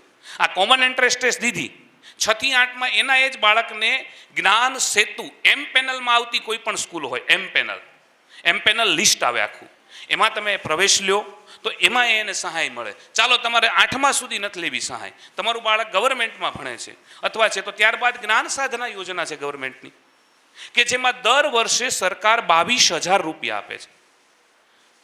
પણ એની ટેસ્ટ દેવી પડે, એના મેરિટ લિસ્ટમાં આવવું પડે. એ તો મહત્વની વસ્તુ છે, સમજી શકો છો. એટલે એ જ્ઞાન સાધના છે, પછી નમો લક્ષ્મી યોજના છે, નમો સરસ્વતી યોજના છે, પછી MSMY હાર્દિક પટેલ વખતે નવી આવેલી યોજના, મુખ્યમંત્રી યુવા સ્વાવલંબન યોજના છે કે આપણે કોચિંગ કરવું હોય ગવર્મેન્ટ જોબ રિલેટેડ તો ઓરિજિનલ આધારો સાથે બધું રજૂ કરીએ, ડિજિટલ પોર્ટલમાં જોયા કરીએ, એ ખોલ્યા કરીએ, એમાં અપડેટ લીધા કરીએ તો આપણને એની બધી ખબર પડે છે. આવી બધી આર્થિક યોજનાઓ એની અંદર છે. ઇન્સ્ટાગ્રામને સ્ક્રોલ કરવાથી કંઈ ખબર નહીં પડે, ઇન્સ્ટાગ્રામની રીલ્સમાં સતત રહેવાથી કંઈ ખબર નહીં પડે. આવી કેટલી ગવર્મેન્ટ યોજનાઓ છે જે બધા માટે લાગુ પડે છે. હવે પ્રશ્ન એવો છે કે આ યોજનાની અંદર SC શેડ્યુલમાં આવતા હોય એમને વધારે બેનિફિટ્સ મળે છે, OBCમાં આવતા હોય એને એનાથી ઓછા મળે છે, ઓપન કેટેગરીમાં આવતા હોય એને એનાથી ઓછા મળે છે. હવે એ વાસ્તવિકતા છે, પણ આપણે એમ કહીએ છીએ ને બૌદ્ધિક સ્તરમાં આવીએ છીએ આપણે, તો એનું દુર્ભાગ્ય ગણો તોય ભલે, સમજી લેજો મારી વાત. પણ આપણે એટલું વિચારવું રહ્યું, હું અત્યારે મારી પ્રાઇવેટ શૈક્ષણિક સંકુલ ચલાવું છું, હું મોટી મોટી વાત કરું, પણ હું ટેટમાં પાસ નહોતો થઈ શકતો હરખાઈથી. સાંભળજો મારી વાત. આ તો મને બીજો ધંધો મળી ગયો ને મારું ઓળું ગાડું પાટે ચડી ગયું. કહેવાનો મતલબ મારો એ છે, જો હું ટેટ પાસ નથી જ કરી શકતો, ટેટની પરીક્ષામાં માર્ક લાવી જ નથી શકતો, તો ન્યા સાહેબ કોઈ અનામત નડતું નથી. સમજો મારી વાતને, સમજવા જેવી વસ્તુ છે. એટલે થોડી ઘણી આપણે પણ અંદરથી તૈયારીઓ કરવી પડે, અપડેટ રહેવું પડે આ બધી યોજનાઓથી અવગત રહેવા માટે. એટલે આ બધી યોજનાઓ છે, આપણે બધી યોજનાઓની માહિતી રાખતા હોઈએ છીએ, અને આ બધી યોજનાઓની માહિતીથી બીજું કે એજ્યુકેશન સ્તર હાઈ થાય એનો વાંધો નથી, ભણતરમાં ધ્યાન આપીએ અથવા બાળકને અપાવીએ, પણ સાથે સાથે આપણો જે આજનો કન્સેપ્ટ છે સ્કિલ, એ જરૂરી છે. જો એક વસ્તુ ક્લિયર સમજજો, હવે તો કર્મકાંડ કરતા બ્રાહ્મણે અપડેટ થવું પડશે. હું બહુ ઓપોઝિશનમાં વાત નથી કરતો, હું એમ નથી કહેતો પાઠશાળા કરેલા જ કર્મકાંડ કરવું જોઈએ, પણ સમાજ એટલો આગળ વધશે કે પાઠશાળા કરીએ છે ને તો બોલાવશે. બાકી એમ નહીં કે તમે નબળું નથી કરતા, સમજો મારી વાતને. આ એ એમ નહીં કે તમારા ગામના દાદા નબળું કરે, એમ નહીં કે, પણ શું કહેશે ખબર, નક્કી જ કરશે, એને ત્યાં પાઠશાળાનું જ બાળક બોલાવશે. આજ પૂજ્ય ભાઈશ્રીની યજ્ઞ સેના ટીમ ચાલે જ આખી, તમે એનું ખાલી રિવિઝ્યુલેશન જોશો, એનું અપડેટેશન જોશો. આજ તમે ઇન્સ્ટાગ્રામમાં રાંદલ તેડતા હોય ને, એ રાંદલના ડેકોરેશનના ફોટોઝ જોજો, ત્યારે તમને ખબર પડશે કે હવે સમય પ્રમાણે અપડેટ થવું પડશે. જાણો, નહીતર નોકિયાની જેમ ખોવાઈ જશું. સમજવા જેવી વસ્તુ છે આ, બહુ સમજવા જેવી વસ્તુ છે આ. એટલે અપડેશન બહુ જરૂરી છે. અમુક વાક્ય સ્વીકાર ન થાય. આજ આપણી અંદર આર્ટ છે તો આપણે હાલીએ છીએ, નહીતર નથી ચાલવાના. એટલે બહુ સમજવા જેવી આ બધી વાતો છે. સ્કિલને ધ્યાન આપીએ, સાથે સાથે પર્સન્ટેજ જરૂરી છે, ભણવું જરૂરી છે, ગવર્મેન્ટ જોબ તરફે જવું જરૂરી છે, બધું જરૂરી છે, અર્થ ઉપાર્જન એ જરૂરી છે. સમજી ગયા? એકલું કાંઈ જુનાગઢ જઈને બેહી નહીં જવાય, સમજજો આ વાત. કાંઈ એ બધું જરૂરી છે, પણ સાથે સાથે આપણે આપણા ઘરના વાતાવરણને પણ ચેન્જ કરવું પડશે. આ તમે જેટલું વિચારશો, એક શિક્ષક હોય અથવા કોઈ શિક્ષિત પરિવાર હશે, એના ઘરમાંથી 15% ગવર્મેન્ટમાં હશે, એ પોતે એના પર ફોકસ કરાવશે. મેં એક માર્ક કર્યું, એસસી કાસ્ટમાં સાહેબ જે લોકો ભણેલા છે ને યોગેશમાં, એના છોકરાઓ બહુ આગળ વધશે, કારણ કે એને તમામ યોજનાઓનું સંપૂર્ણ નોલેજ છે. એમાંય નહીં નોલેજ હોય થોડા રહી જશે. એટલે આ બધી વસ્તુઓ બહુ જરૂરી છે. આ બધી વસ્તુને સમજીને ચાલવું જોઈએ. વિશેષ હું સમય પણ નહીં લઉં.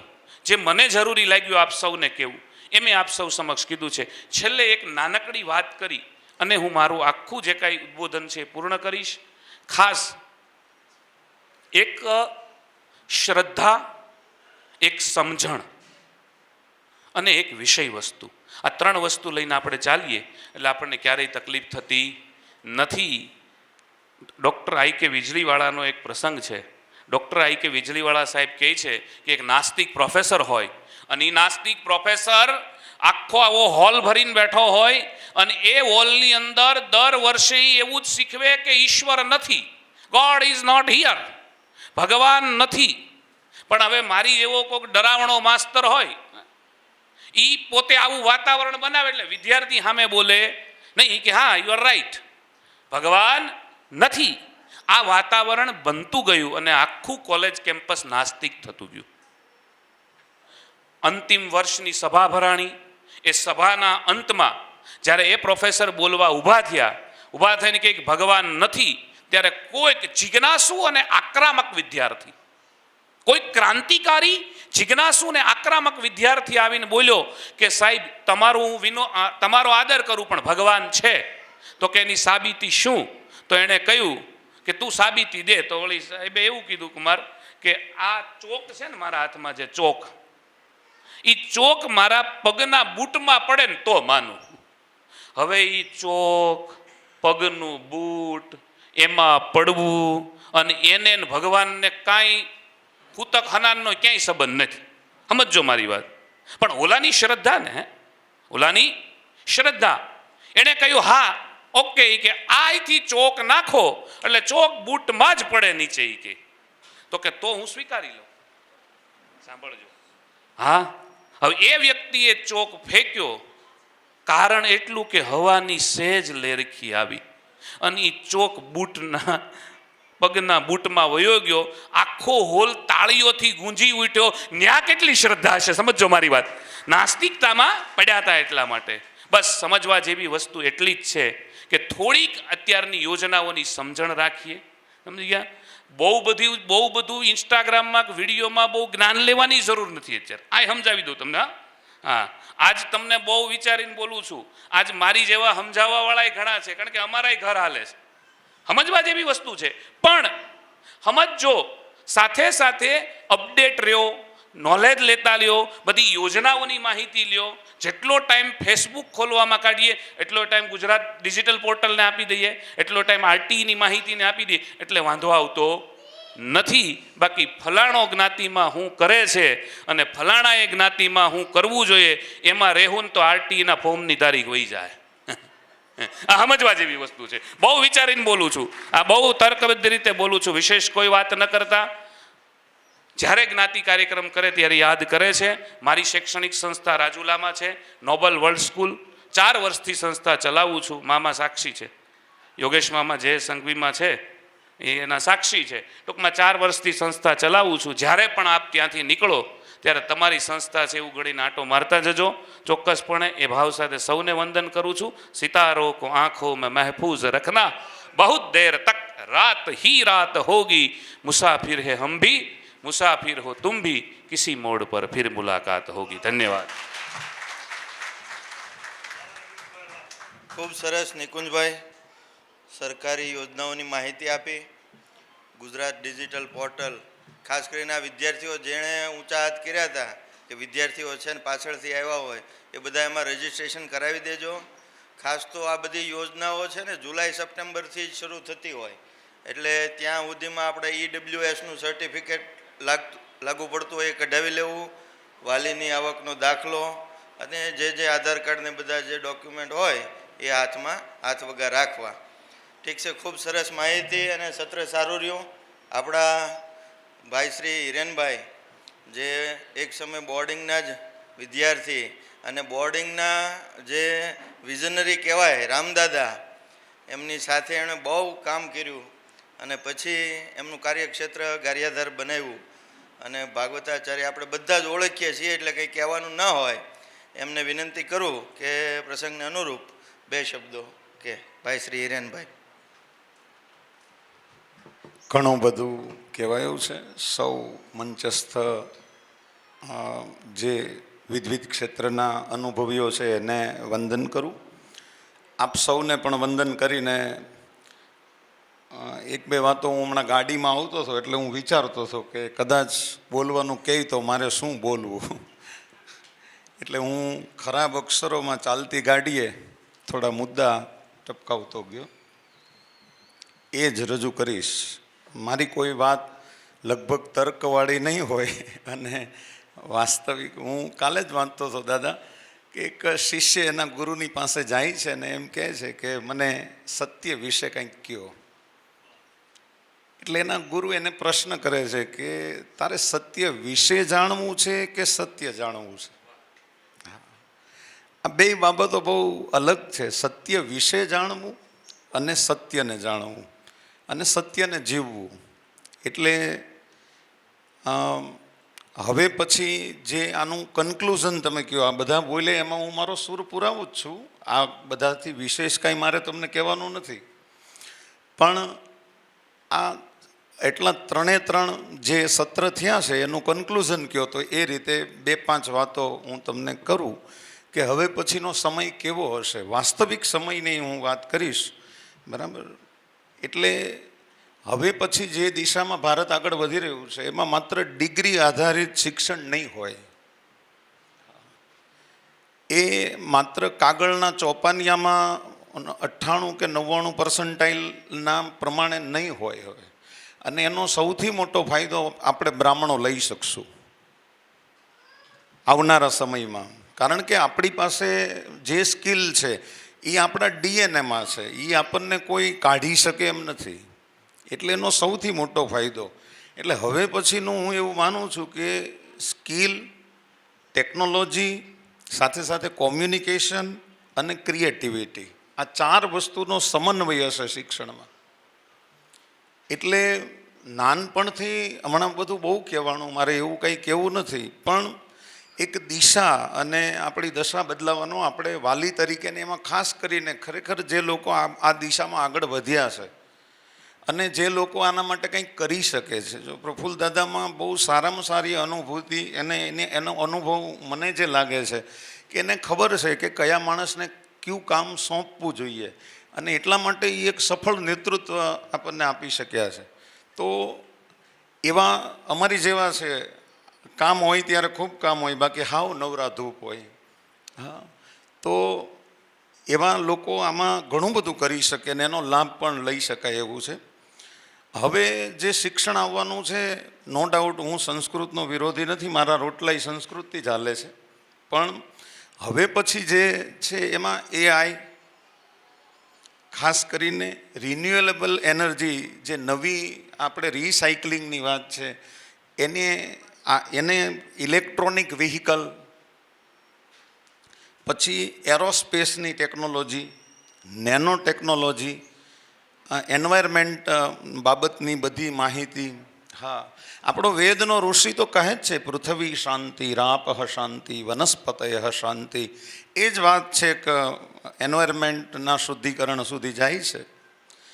પણ એનાલિસિસનો પણ એક બહુ મોટો, સાહેબ તમે નહીં માનો કે હથિયારોની ઇન્ડસ્ટ્રીઝ છે એની કરતાં મોટી ડેટાની ઇન્ડસ્ટ્રીઝ છે.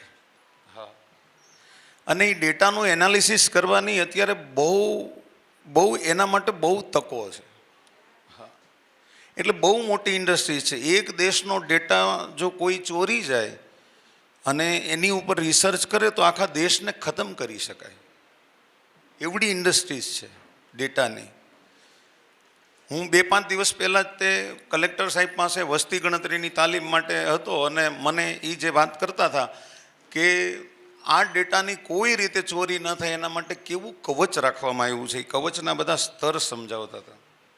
એટલે એક બહુ મોટી ઇન્ડસ્ટ્રી જે છે, વાતો જાજી નહીં કરું. અને એક હાઇડ્રોજન એનર્જી જે હવે એક નવી માંગ થવાની છે, કારણ કે આ પેટ્રોલ ને સોલાર ને એ બધું તો છે જ હવે ધીરે ધીરે. વાઇન્ડ એનર્જી છે, વિન્ડ ફાર્મ છે, પણ હાઇડ્રોજનમાંથી પણ આપણા ઋષિઓએ તો શિવલિંગની ઉપર પાણી ચડાવી અને હાઇડ્રોજન અને નવજાત ઓક્સિજન કેવી રીતે બને એ સમાજને બતાવ્યું જ છે. પણ હવે એમાં પણ આપણે આગળ જવાની જરૂર છે. હા, તો કન્ક્લુઝન રૂપે 5 વાતો કરીશ કે એમાં એક આપણા બાળકની રસશક્તિને આપણે ઓળખવી જોઈએ નાનપણથી, કે આને શેમાં રસ છે. મારા બાળકને હું પોતે સાયન્સમાં ભણાવું છું, પણ મારા બાળકને મને ખ્યાલ આવે છે કે એને આમાં વધારે રસ છે, તો મારે એવો જરાય આગ્રહ ન રખાય કે એ સાયન્સ જ ભણે. અને રસશક્તિને એની ઓળખી અને પછી માત્ર માર્ક્સની પાછળ દોડવું ન જોઈએ કે એટલા ટકા આવી જાય નહીં, પણ એનામાં સ્કિલ કેવી છે, કોમ્યુનિકેશન સ્કિલ. એક તો તમારા બાળકને તમારી હાયરે રાખવું જોઈએ. ઘણા વાલી તો હાયરે જ નથી લઈ જતા. અને આપણે જે વાત કરતા હોઈએ, હું બહુ મારા બાળકને સાથે રાખીને મને ખ્યાલ આવે છે કે એ મારામાંથી બહુ શીખે છે. ક્યારેક ખોટું શીખે છે, પણ ઘણું બધું સાચું પણ શીખે છે. એટલે એને સાથે રાખીને પણ એ કરી શકાય એવું છે. કોમ્યુનિકેશન સ્કિલ એનાથી આવે છે. આપણે કયા માણસને કેવી રીતે ગાળિયામાં નાખીએ અને કેવી રીતે એનો ટકો કરી લઈએ, એ આપણું બાળક શીખી જાય. એને શીખવાડવું નથી પડતું. એટલે એ પણ એક છે. એક સંસ્કૃત ચોક્કસ ભણાવવું જોઈએ, પણ સાથે સાથે ઇંગ્લિશની જ માં છે સંસ્કૃત. એટલે ઇંગ્લિશ અને સ્કિલની વાત પણ હું કરીશ કે એ પણ એનું જરૂરી નોલેજ આપણને હોવું જોઈએ. મોબાઈલનો ઉપયોગ બંધ નથી કરવાનો, પણ મોબાઈલની દિશા બદલાવવાની જરૂર છે. ઉપયોગ હાવ મટાડી દેવાથી કંઈ પરિણામ નહીં આવે, પણ એને શું જોવું એનો વિવેક એને આવડે એટલી જરૂર છે. દબાણ કર્યા વગર બાળકને સાંભળવું જોઈએ. આપણે આપણા બાળકને એ શું કહેવા માગે છે એની કમસે કમ આપણને ખબર હોવી જોઈએ. બહુ સલાહો બાળકને આપવાથી બાળક છે એ નઠારું બની જતું હોય. એને બદલે એને સહકાર આપો. એ શું કહે છે એને એની જગ્યાએ જઈને આપણે એ એક ક્ષણને જીવી લઈએ તો આપણને ખબર પડે છે કે આપણું બાળક ખરેખર આપણી પાસેથી શું ઈચ્છે છે. અને સલાહ કરતાં સહકારની બાળકને વધારે જરૂર હોય છે. એટલે આ વાત છે. પછી એક સેશનમાં આપણે સ્કિલ વિશે ઘણી બધી વાત થઈ હશે, મારે એમાં નથી જવું. પણ અહીંયા અત્યારે જે સેશન ચાલે છે કે ભાઈ જ્ઞાતિ સંસ્થા એક વિદ્યાર્થીને કેવી રીતે મદદરૂપ થઈ શકે. સરકારી યોજનાનો તો વાત વિશેષ થઈ છે, એટલે મારે કંઈ કહેવું નથી, પણ મારા 2-3 વાતો એમાંથી કરવી છે કે મને જે વિચાર આવે છે એ હું તમારી સમક્ષ મૂકું. કદાચ હું ખોટો પણ હોઈ શકું. તો સૌથી પહેલાં માત્ર સ્કોલરશીપ આપવાથી બાળક ભણી જશે એવું નથી. એની સાથે સાથે એને એટલી જ જરૂર ગાઈડન્સની છે. શિષ્યવૃત્તિ ચોક્કસ આપવી જોઈએ, પણ એની સાથે સાથે એને ગાઈડન્સ સિસ્ટમ બનાવવી જોઈએ. અને બીજી વાત છે કે માત્ર મેરિટને ધ્યાનમાં રાખી અને બાળકને આપણે શિષ્યવૃત્તિ આપતા હોઈએ તો 2 વસ્તુને ધ્યાનમાં લેવી જોઈએ. એક મેરિટ અને બીજી એની જરૂરિયાત, નીડ. આ 2 વસ્તુને ધ્યાનમાં લઈ અને એને આપવું જોઈએ. સ્કોલરશિપ સિવાય આપણે શું કરી શકીએ? સ્કોલરશિપ તો આપણે આપીએ જ છીએ, પણ એ સિવાય આપણે બીજું શું કરી શકીએ? એ જે મને વિચારો થોડાક આવે છે એ આપની સમક્ષ મૂકું છું. એને તમને ગમે તો આમાંથી કોઈ વસ્તુ સ્વીકારવા જેવી હોય. એક આપણે સ્પોકન ઇંગ્લિશના કોર્સ અને સંસ્કૃતના પણ હું બધી વસ્તુને મહત્ત્વ આપીશ કે એના આપણે ક્લાસ શરૂ કરી શકીએ નાના પાયેથી. આપણે આપણા જ્ઞાતિની એકઠી થયેલી રકમમાંથી જ કરી શકીએ. કોમ્યુનિકેશન સ્કિલ માટે પણ આપણે કરી શકીએ કે અત્યારે શું છે કે વિદ્યાર્થીને બધું આવડતું હોય છે, પણ યોગ્ય જગ્યાએ ને યોગ્ય સમયે યોગ્ય ઘા ન વાગે ને તો એ ઘા ફેલ જાય. એટલે ઇન્ટરવ્યૂમાં જ્યારે જાય છે ખાસ કરીને ત્યારે એ બહુ ગભરાઈ જાય છે. હા, ખરેખર તો બ્રાહ્મણનો દીકરો ઇન્ટરવ્યૂ લેવાવાળાનું ઇન્ટરવ્યૂ લઈ લેવો જોઈએ, હા, પણ એવું બનતું નથી. એ કોમ્યુનિકેશન સ્કિલ છે. અમને જ્ઞાતિએ જ આપ્યું છે બધું. અમે કંઈ બહારથી શીખીને નથી ગયા. મને કેમ બોલવું, કેવી રીતે ઘા કરવો, કેમ શું કરવું, એ મને રામશંકર દાદાએ જ શીખડાવ્યું છે. એટલે મને જે મળ્યું છે એ જ્ઞાતિમાંથી જ મળ્યું છે, બધી બહારથી કંઈ મળ્યું નથી. એટલે એ પણ થઈ શકે.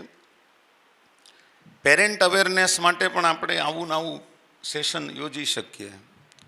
પછી ગામડાના બાળકોને એક વિશેષ તબક્કામાં મૂકી અને આપણે એના માટે અલગથી કંઈક વિચારી શકીએ, કારણ કે એની પાસે અવેરનેસ પણ ઓછી છે અને એની પાસે એના વાલીની જાગૃતતા પણ ઓછી હોય છે. એટલે નાની મોટી સિદ્ધિઓ માટે ખાસ કરીને જ્ઞાતિ છે એ બાળકને ફીડબેક આપી શકે. નાનામાં નાની સિદ્ધિથી લઈને મોટામાં મોટી સિદ્ધિ સુધી દરેક બાળકને ફીડબેક આપણે આપવા જ જોઈએ. અને ફીડબેક આપણને નાનો લાગે પણ એનાથી બહુ મોટો ફેર પડતો હોય છે, એવું મેં જોયું છે. અને સહાય તો આપણે આપીએ જ છીએ, પણ એની સાથે આત્મવિશ્વાસ અને દિશાનું દર્શન, આ બે વસ્તુ છે એ આપણે એને કરાવવું જોઈએ. અને 5 વર્ષનો રોડ મેપ, ડેટાબેઝથી લઈ અને છેક સુધી એવો એક રોડ મેપ પણ બનાવી શકાય દાદા. અને એમાં અમારી જ્યાં જરૂર પડે ત્યાં અમે છીએ જ સાથે, કે એના ડેટાબેઝથી લઈને કે જ્યાંથી એનો ડેટા છે ત્યાંથી લઈને છેક 5 વર્ષ સુધી એની પાછળ આપણે જો લાગીએ ને તો ડેટાબેઝ છે, સ્કોલરશિપ રિફોર્મ છે, કેરિયર સેમિનાર છે, ત્યાંથી શરૂ કરી અને મેન્ટરશિપ છે, સ્કિલ ટ્રેનિંગ છે, એ બધું આપણે કરી શકીએ ઘણું બધું. એટલે એવું. અને બહેનોનો હવે પછીનું છે એટલે હું ઝડપથી પૂરું કરું જ છું, છેલ્લી જ વાત કરું છું કે એક દીકરી અને એક ડિગ્રી એવો એક પ્રોગ્રામ ચાલવો જોઈએ કે એક દીકરી બરાબર એક ડિગ્રી. એટલે તો પણ એ બધા આવા નાના નાના શબ્દો છે ને એ બહુ મોટી ઇફેક્ટ ઘણીવાર કરી જતા હોય છે. અને બહેનો ગામડાના હોય અને આપણે સ્મોલ બિઝનેસ માટેનું ગાઈડન્સ આપી શકીએ, એમાં પણ ઘણું બધું છે. હેલ્થ ચેકઅપ કરાવીએ ને આપણે, ખાલી માત્ર ને માત્ર હેલ્થ સેમિનાર કરીને આપણા બધાના બેઠા છે એમાંથી 2 ડૉક્ટરો તો ભાઈબંધ છે જ, એક દિવસ સેવા આપી જ શકે, શું કામ ના આપી શકે. એટલે માત્ર આપણા જે બહેનો છે એનું હેલ્થ ચેકઅપ થાય તોય ઘણો ફરક પડશે શિક્ષણમાં. હા, કારણ કે એની માનસિકતા, એની માનસિક સ્થિતિ એ બધું એનાથી બદલાશે. કાનૂની સહાય છે, કાનૂની માહિતી છે, એના માટે પણ જોવું જોઈએ.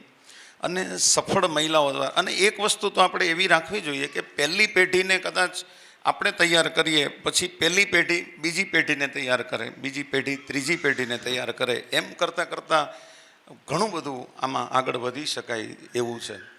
તો એટલી વાત મેં જે વિચારી અહીંયા આવતા એ મેં તમને કરી દીધી. વિશેષ મારે કંઈ કહેવાનું નથી. આપ સૌ જાણકાર છો. આપ અમારી કરતાં તમે તમારા બાળકનું વિચારતા જ હશો અને બધા પોતપોતાના બાળકનું વિચારતા જ હોય છે. પણ જો આપણે એક ટીટોળીના ઈંડાને દરિયો તાણી ગયો અને ટીટોળી પોતાની ચાંચમાં માટી લઈ અને દરિયાને પૂરવાની કોશિશ કરતી હતી, ત્યારે બધા પક્ષીઓ આવીને કીધું કે એમ તારાથી દરિયો નહીં પૂરાય, કારણ કે તારી તાકાત નથી એ. એટલે ટીટોળી એમ કીધું કે મને સલાહ ન આપો, સહકાર આપો તો હમણાં પૂરી દઈએ. હા, એટલે બધા પક્ષીઓ જ્યાં મળ્યા ને સહકાર આપવા, તો દરિયાએ એના ઈંડાને પાછા દઈ દેવા પડ્યા આવતી વેળમાં.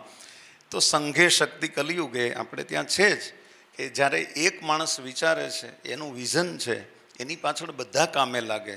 ખરેખર વિચારવાન માણસને આગળ રાખવા જોવે અને પૈસાવાળાને વાહે રાખવા જોવે. એ ધક્કા મારતા રહે અને વિચારવાવાળો આગળ દોડ્યો જાય. આ જ્ઞાતિને જ્યારે સમજાઈ જાય ત્યારે આપણી પ્રગતિને કોઈ રોકી શકશે નહીં. આપણે ઘણા જાગૃત જ છીએ અને હજી વધારે જાગૃત બનશું એવી આશા સાથે. અસ્તુ. ખૂબ ખૂબ આભાર હિરેનભાઈ, ખૂબ સારું માર્ગદર્શન આપ્યું. કન્ક્લુઝન રૂપે જે પોતાના વિચારો રજૂ કર્યા, ખૂબ સરસ. આ સંસ્થાએ જે દાખલો કર્યો એટલે આપણને વહેલી મોડી મંજિલ તો મળશે જ. મંજિલ તો મિલેગી હી, ભટક કર હી સહી, ગુમરાહ તો વો હૈ જો ઘર સે નિકલે હી નહીં. આપણે નીકળી તો ગયા જ છીએ, વહેલા મોડા પહોંચી જ જઈશું. એટલે ખૂબ સરસ. આજના જે આ 3 સત્ર હતા જે વિદ્યાર્થીઓને અનુષાંગિક હતા, આ 3જા સત્રની પૂર્ણતા કરવા જઈ રહ્યા છીએ આપણે. 4થું સત્ર જે છે માતૃવંદનાનું એ શરૂ કરશું. એ પહેલાં આ જે 3 સત્ર આપણે કર્યા એનું જે આપણા વડીલો બેઠા છે એમાંથી હું એકાદ વડીલને વિનંતી કરું, પ્રફુલ્લભાઈને, કે તમે આવો અને કંઈક કન્ક્લુઝન રૂપે કહો. એ પછી આ જે 3જા સત્રના વક્તાશ્રીનો મુમેન્ટો આપી અને પછી આપણે સત્રની પૂર્ણાહુતિ કરશું.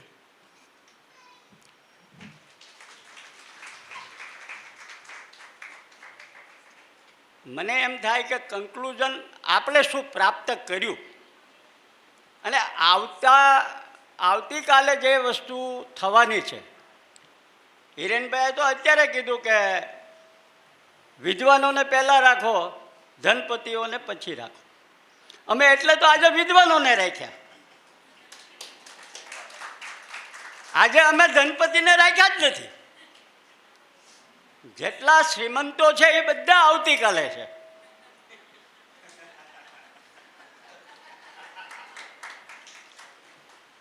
પહેલું સત્ર હતું આપણું શૈક્ષણિક કારકિર્દી અંગે માર્ગદર્શન. રાજેન્દ્રભાઈ જોશીએ જે કીધું એને એક વાક્યમાં હું કહી દઉં તો ટેલેન્ટ, બાળકની શક્તિ ગમે ત્યારે પ્રગટ થાય છે. એને એના અનુભવથી કીધું કે હું 3 વખત નાપાસ થયો અને પછી મેં લાઈન પ્રવાહ બદલી અને પછી હું આગળ વધ્યો. તો આજે એ આ સ્થિતિએ પહોંચ્યા અને એને ઘણી જગ્યાએ જ્ઞાનનો લાભ આપી રહ્યા છે. ભાઈ શ્રી યોગેશભાઈ પંડ્યા એ પણ જયદેવભાઈની જેમ ગુરુ પરંપરાના, અને અમે એક બ્રાહ્મણ તરીકે આ સંસ્થામાં ગુરુકુળમાં ભણેલા લોકોને યાદ કર્યા છે, એનું અમને ગૌરવ છે.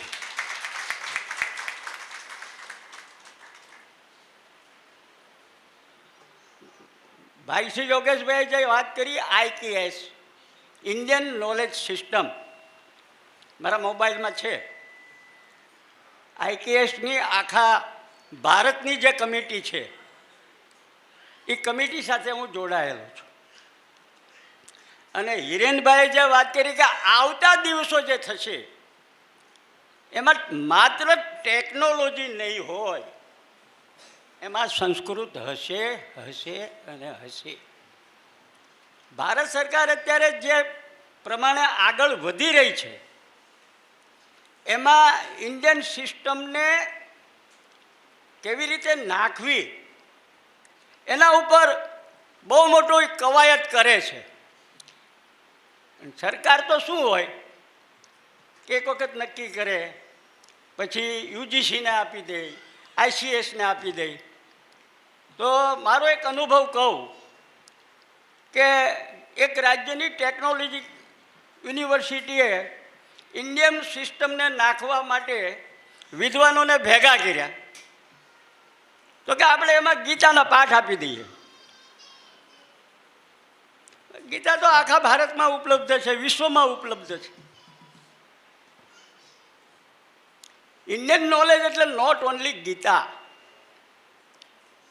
વેદથી લઈ અને પુરાણ સુધીમાં ક્યાં તકનીકી જ્ઞાન છે, ક્યાં વિજ્ઞાનનું જ્ઞાન છે, એની ઉપર રિસર્ચ માટે, એટલે જયદેવભાઈએ જે જુનિયર ફેલોશિપ અને સિનિયર ફેલોશિપની જે વાત કરી, તો એ દૃષ્ટિએ સરકાર સામંજસ્ય બનાવવાનો પ્રયત્ન કરી રહી છે. નિષ્ફળતા ક્યાં છે? સરકારની અને સમાજની. જે લોકોના હાથમાં IKSનો અમલ કરવાનો છે એને ઇન્ડિયન નોલેજનો કોઈ ખ્યાલ નથી. અને એમાં જે સંસ્કૃત વિદ્વાનો છે એને નવ્ય વ્યાકરણ આવડે છે, પાણીની વ્યાકરણ આવડે છે, પણ એને વિજ્ઞાનની ખબર નથી, એને તકનીકી જ્ઞાનની ખબર નથી. એટલે હવે સરકાર ગંભીરતાથી વિચારી રહી છે સેતુ પાઠ્યક્રમોની. જયદેવભાઈના નોલેજ માટે કહું છું. એટલે રાજેન્દ્રભાઈ અને યોગેશભાઈએ જે વાત કરી એ ખૂબ ગંભીરતાથી સમજવા જેવી છે. હું આ તમને એટલા માટે કહું છું કે ગુરુકુળ પરંપરામાં તો પાઠશાળામાં પૈસા જ નથી ખર્ચવાના. ત્યાં તમને બધું ફ્રી આપે છે. સવાલ ત્યાં છે કે ત્યાં મોકલ્યા પછી છોકરાનું ભવિષ્ય શું? મેં ભારતની 37 થી 38 સંસ્કૃત પાઠશાળાઓના દર્શન કર્યા છે. ત્યાં રૂબરૂ ગયો છું. દર્શન એટલે આપણે મંદિરમાં જઈએ અને પગે લાગીએ એમ નહીં, ત્યાં બેસીને 2 દિવસ 3 દિવસ 4 દિવસ જોયું છે. મોટો સવાલ એ છે કે જે એકદમ આર્થિક પછાત છે એ પાઠશાળામાં જાય છે અને એ છોકરાઓના મુખારવિંદ ઉપર મેં તે જ જોયું નથી. કારણ કે આખો એ જેમ મોટો થતો જાય, બાળકે 8મામાંથી મૂકી દીધો માતા પિતાએ, પછી 9મામાં આવ્યો, 10મામાં આવ્યો, 11મામાં 12મામાં આવ્યો, અને પછી સમાજમાં જ્યારે જોવે છે કે આ છોકરો તો ડૉક્ટર થવાનો છે, આ એન્જિનિયર થવાનો છે, આ પ્રોફેસર થવાનો છે, ત્યારે એને એમ લાગે છે કે મારું ફ્યુચર ક્યાં છે. અને એ જે માનસિક પરિતાપ ભોગવે છે અને એ એના માતા પિતાને ખબર છે એટલે એ સંસ્કૃત પાઠશાળામાં મોકલતો નથી. આ જે વિસંવાદિતા છે એની ગેપ, એની ખાઈ પૂરવાનો સરકાર ખૂબ સારી રીતે પ્રયત્ન કરી રહી છે. એક સાથે થશે નહીં, એક સાથે થશે તો આ આખો જે વિભાગ છે શિક્ષણનો, એ શિક્ષણના વિભાગમાં બહુ મોટો વિસ્ફોટ થાય અને બહુ મોટી અવ્યવસ્થા થાય. ત્રીજા શૈક્ષણિક કારકિર્દીમાં રાજેન્દ્રભાઈ, યોગેશભાઈ અને ત્રીજા વખતે કોણ હતા? વિશાલભાઈ. વિશાલભાઈએ ખૂબ સારું, ભાઈ નિકુંજભાઈએ જે કીધું એ રીતે આપણે એણે એક એવી સ્કિલ અહીંયા એણે વાત તો કરી જ છે કે 150 જેટલા QR કોડ કરી અને એ આખું ડેવલપ કરી રહ્યા છે. અને એની ગણતરી છે કે મે મહિનામાં એન્ડમાં અથવા તો જૂનના 15 તારીખ સુધીમાં એ આખી બુકલેટ તૈયાર થઈ જાય.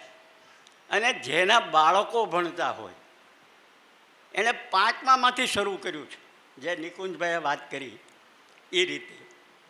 એ બુકલેટ આપણી ગણતરી એવી છે કે ભાવનગરથી ઉના સુધી આપણે એ બુકલેટો આપી છે. જે અહીંયા કહેવાનું ને કે 5મા પછીનું તમારે વાલીઓની સાથેનું કોન્ટેક્ટ કરવો જોઈએ. બીજું સત્ર હતું સ્કિલ ડેવલપમેન્ટ, જે માન્ય આપણા પૂજ્યપાદ હિરેનભાઈએ કીધું કે રિન્યુઅલ ઉર્જા એનર્જી, હાઇડ્રોજન, સોલાર.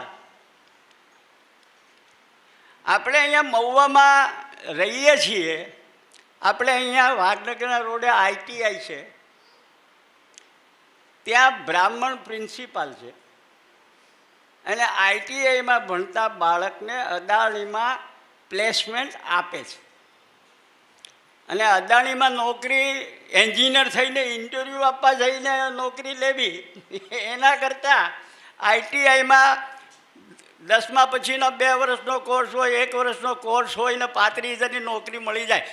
હું તો એમ ઈચ્છું છું કે બાયફર્કેશન એવું થવું જોઈએ કે ટેલેન્ટેડ છોકરો હોય એને આપણે ભણવા માટે, જે ભાઈ આશીષે વાત કરી એવી રીતે આપણે દત્તકની યોજના પણ કરીએ, આપણને વાંધો નથી. આપણી જ્ઞાતિ અત્યારે સક્ષમ છે, હું એમ માનું છું. એટલે એ રીતે એક આપણે આગળ વધવાનો પ્રયત્ન કરીશું, ચોક્કસ કરીશું. આ સેશન રાખવા પાછળનું કારણ એ જ છે.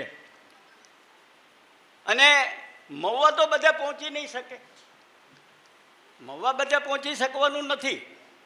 એટલે દરેક સેન્ટરો જ્યાં જ્યાં જ્ઞાતિના આપણા મહત્ત્વના સેન્ટરો છે ત્યાં આપણે કમિટી બનાવીશું. અહીંયા વાત થઈ કે સ્કોલરશિપ, અમે એ કરવા જઈ રહ્યા છીએ કે નોટ મેરિટ. ધોરણ 10 અને 12 એ બાળકના જિંદગીનું ટર્નિંગ પોઈન્ટ છે. એના પરિવારની બાળકની ઉજ્જવળ કારકિર્દી માટેનું એક બહુ મોટું ટર્નિંગ પડાવ છે. એટલે ધોરણ 10 અને 12માં ભણતા બાળકો માટે આ સંસ્થા 2027થી 60% માર્ક લાવેલા ધોરણ 10 અને 12માંને સહાય આપશે. જ્ઞાતિનો બાળક ગમે ત્યાં રહેતો હોય,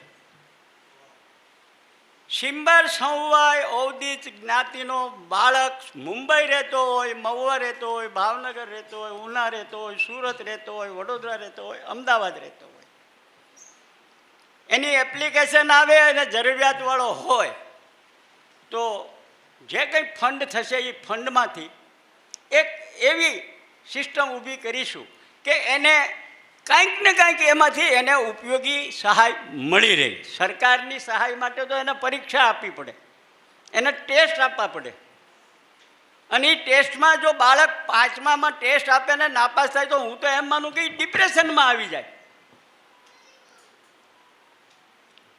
અને વાલી પછી એમ કહેવા માંડે કે સરકાર કાંઈ કામની નથી. આપણે એ ટેસ્ટ નહીં, ધોરણ 10માં 60% આવ્યા, એની એપ્લિકેશન આવી, એરિયાના લોકોનું રેકગ્નાઇઝેશન આવી ગયું, આપણે એને સહાય મોકલો.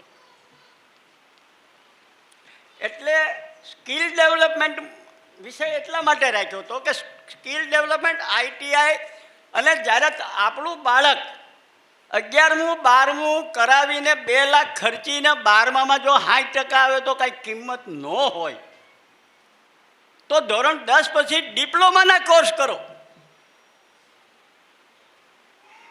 માત્ર ડિગ્રીવાળાને જ કંપનીઓ રાખે છે એવું નથી. હું એવું ઈચ્છું છું કે મારી જ્ઞાતિનો વ્યક્તિ પરિવાર એનું બાળક 18-20 વર્ષનું થાય, એ કામતું થઈ જાય અને એના પરિવારને એક આત્મવિશ્વાસ વધે અને એ બીજી પેઢીને વધારે ભણાવવા માટે સક્ષમ બને. સક્ષમતા નહીં આવે અને એને આપણે પંગુ રાખીએ એવું નથી ઈચ્છતો. જે વેલ એન્ડ ગુડ ટેલેન્ટેડ છે, 10મામાં 90% આવ્યા, એને આપણે જોયો છે કે 12માં 65% લઈને આવ્યો હોય. કારણ કે આપણને ખબર નથી પડતી કે સરકાર કઈ રીતે આ બધું નિયોજન કરી રહી છે. સરકારને એમ હોય કે સેલ્ફ ફાઇનાન્સ ડિપ્લોમા કોલેજો ખાલી રહી છે તો 10માના પરિણામ સારા આપો, ડિગ્રીના કોર્સિસમાં કોલેજો ખાલી રહી છે તો 12માના પરિણામ સારા આપો. અને આપણે આ બધાના ચંગુલમાં એવા ફસાયેલા છીએ. હું તો ભણતો જ્યારે આ કોલેજને માનતો જ નહોતો અને આજે પણ નથી માનતો. કારણ કે એ નોકરિયાતો ઊભો કરે છે.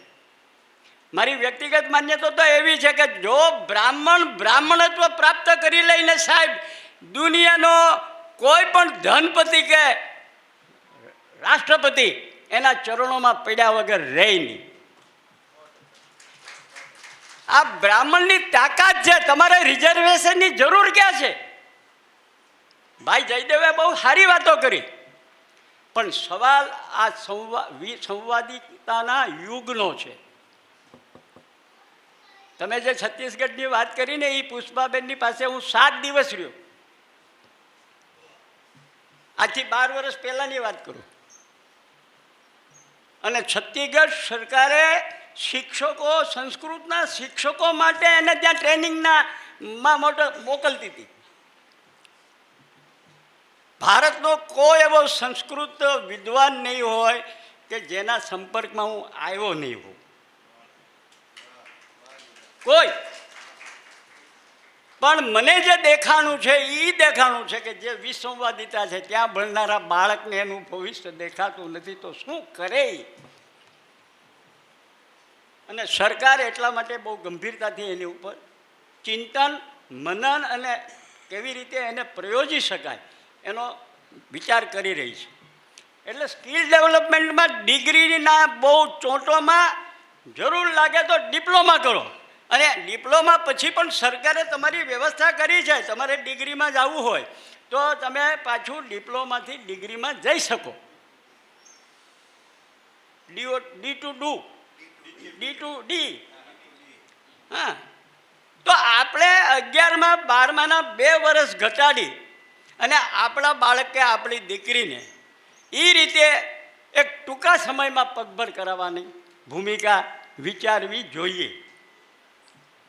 ત્રીજું સત્ર જ્ઞાતિના વિદ્યાર્થીઓને શૈક્ષણિક સહાય, અહીંયા હમણાં જ બધું કહેવાનું છે એટલે એના ઉપર હું રિપીટ નહીં કરું, પણ આપણો ઉદ્દેશ એ જ હતો કે દશાબ્દી મહોત્સવ ઉજવાય, દાતાઓ આવે, આપણે ખાઈ પીને છૂટા પડીએ એવું નહીં. કાંઈક નિર્માણ થવું જોઈએ, એક આખી દિશા પકડાવી જોઈએ. અને એટલા માટે આવતીકાલે આખું કઈ રીતે માળખું આનું ઊભું કરવામાં આવશે એનો અમે તમને 100% એક આખી, જેને આ એન્જિનિયરો જેને બ્લુ પ્રિન્ટ કહે એ બ્લુ પ્રિન્ટ રજૂ કરીશું કે આ રીતે આપણે આગળ વધવા જઈ રહ્યા છીએ. અને આ તમે માત્ર વિદ્યાર્થીની સંખ્યા જોઈ છે. વિદ્યાર્થી તો આ મામા મહિનો છે તો મામાને ત્યાં ગયો હોય, પરિણામ આવી ગયા તો વળી પાછું એ માર્ગદર્શન લેવા ગયો હોય. અને આ હોલની કેપેસિટી પણ એટલી જ છે કે અત્યારે જે બેઠા છે એટલા બેસી શકે, જાજી નથી. સંખ્યા ઉપર કોઈ દિવસ ના જવું. RSS 7 છોકરાઓથી શરૂ થયેલી સંસ્થા હતી, આજે દુનિયાભરની નંબર 1 સંસ્થા છે. એટલે મેં ભાઈ જયદેવભાઈએ કીધું કે કેટલી સંખ્યા છે, 7 કે આશીષે કીધું તો મેં કીધું ભાઈ સપ્તર્ષિ 7 જ હોય. અને સિંહના ટોળા ન હોય, આપણે તો બ્રાહ્મણ છીએ, જગાડવાના હોય જ નહીં. પણ એ જરૂરિયાત હોય ત્યારે જ તમને મળે, કારણ કે આદત પડી છે આગ લાગે ત્યારે કૂવો ખોદવાની. એટલે આ જે સ્થિતિ છે એ સ્થિતિમાં આપણે ગમે એટલું કહીએ, આપણે હવે એવું નક્કી કર્યું છે કે આ અમે બોલાવ્યા, હવે અમે તમારા ઘરે આવીએ છીએ. ભાઈ વિશાલભાઈએ જે તૈયાર કર્યું છે આપણે ઘરે ઘરે જવું છે અને આપણે નોંધણી કરવી છે. અને નોંધ માટે બહુ કંઈ મહેનત કરવી પડે એવું નથી. અમૃતબાગમાં નોટબુક અપાય છે ત્યારે એનું પરિણામ આવી જ જાય છે કે 5મામાં 5 થયો, 7 નોટ જોશે, 4થામાં 5 થયો, 5 નોટ જોશે, 7મામાં આવ્યો. તો આપણી પાસે એ ડેટા તો આવવાનો જ છે. આપણે ચૂઝ કરીશું અને એના વાલી સાથે સંપર્ક કરીશું, અને એના વાલી સાથે સંપર્ક કરીને આપણે જોશું કે એનું બાળક કઈ રીતે આગળ વધવા માગે છે. એક વાતનો ઉલ્લેખ કરી અને હું મારું વક્તવ્ય પૂરું કરીશ. 10 મિનિટને બદલે કદાચ 15 મિનિટ થઈ છે. પણ અમારા અહીંયા મનીષભાઈ બેઠા છે, જયદેવભાઈ, ખ્યાલ છે? એનો બાળક સોમનાથ યુનિવર્સિટીમાં ભણે છે, 10 ને 12 ત્યાં ભણ્યો, મારા સંપર્કમાં છે. એને વેદ ભણવું, યુનિવર્સિટીમાં વેદનો શિક્ષક નથી. ખોટું નથી કહેતા? વિષય બદલાવો. સંસ્કૃતની ઘોર જો ખોદી હોય ને તો સંસ્કૃતના વિદ્વાનોએ ખોદી છે. કારણ કે એને બીક લાગે છે. જેમ કોઈ પણ તમે ધંધામાં જાઓ ને તો ત્યાં જે સ્થાપિત થઈ ગયેલા લોકો હોય ને એના વેસ્ટેડ ઇન્ટરેસ્ટ થઈ ગયા છે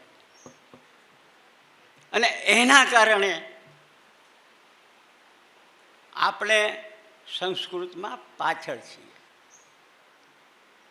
અને જે લઘુ કૌમુદીની વાત કરીએ, દત્તોજી ભટ્ટની, દીક્ષિતની, કાશીમાં જન્મ્યા, પાણીની વ્યાકરણ વગર સંસ્કૃતનો ઉદ્ધાર નથી, નથી અને નથી. આ પૂજાબેન અહીંયા આપણે ત્યાં સવારે સરસ્વતી વંદના બહુ સરસ ગાય, ખૂબ સરસ 3 દિવસમાં તૈયાર કરી. વેદના મંત્રો છે, સરસ્વતી સૂક્ત એ જે કંઈ બોલ્યા પૂજાબા એ ટોટલી વેદ મંત્રો છે. સંસ્કૃતની ભૂમિકા, મારું બાળક સંસ્કૃત ભણવા કોલેજમાં જાય અને એને 20 વ્યાકરણના સૂત્રોથી વધારે ભણાવાય છે તો એ સંસ્કૃતજ્ઞ કેવી રીતે બને? વ્યાકરણ તો હતું, સોર્ટિંગના નામે નવ્ય વ્યાકરણ આવ્યું. આ જે મોટી વિસંવાદિતા છે એને ભેદવી ગમે એવા નીડર, નિષ્પક્ષ વડાપ્રધાન હોય ને એને કઠિન છે. નિકુંજભાઈ, આ 40 વર્ષનું ખેડાણ હું અત્યારે તમને કહું છું. મારું 40 વર્ષની જિંદગીના અમૂલ્ય દિવસો મેં સંસ્કૃત પાઠશાળાઓમાં કાઢ્યા અને અધ્યયન કરીને અમે એક નિષ્કર્ષ ઉપર આવ્યા કે આ દેશને આમાંથી બહાર કેવી રીતે લાવવું. તમે કહો છો, હું તમારી વાત અરે સંપૂર્ણ સંમત છે કે આપણા બાળકોને સંસ્કૃતમાં ભણવા મોકલવા જોઈએ, પણ જીવન જીવવાની જ્યારે ભૂમિકા આવે ત્યારે શું કરે? કર્મકાંડી મા બાપ એની દીકરીને કર્મકાંડી બ્રાહ્મણ છોકરાને પરણાવવા તૈયાર નથી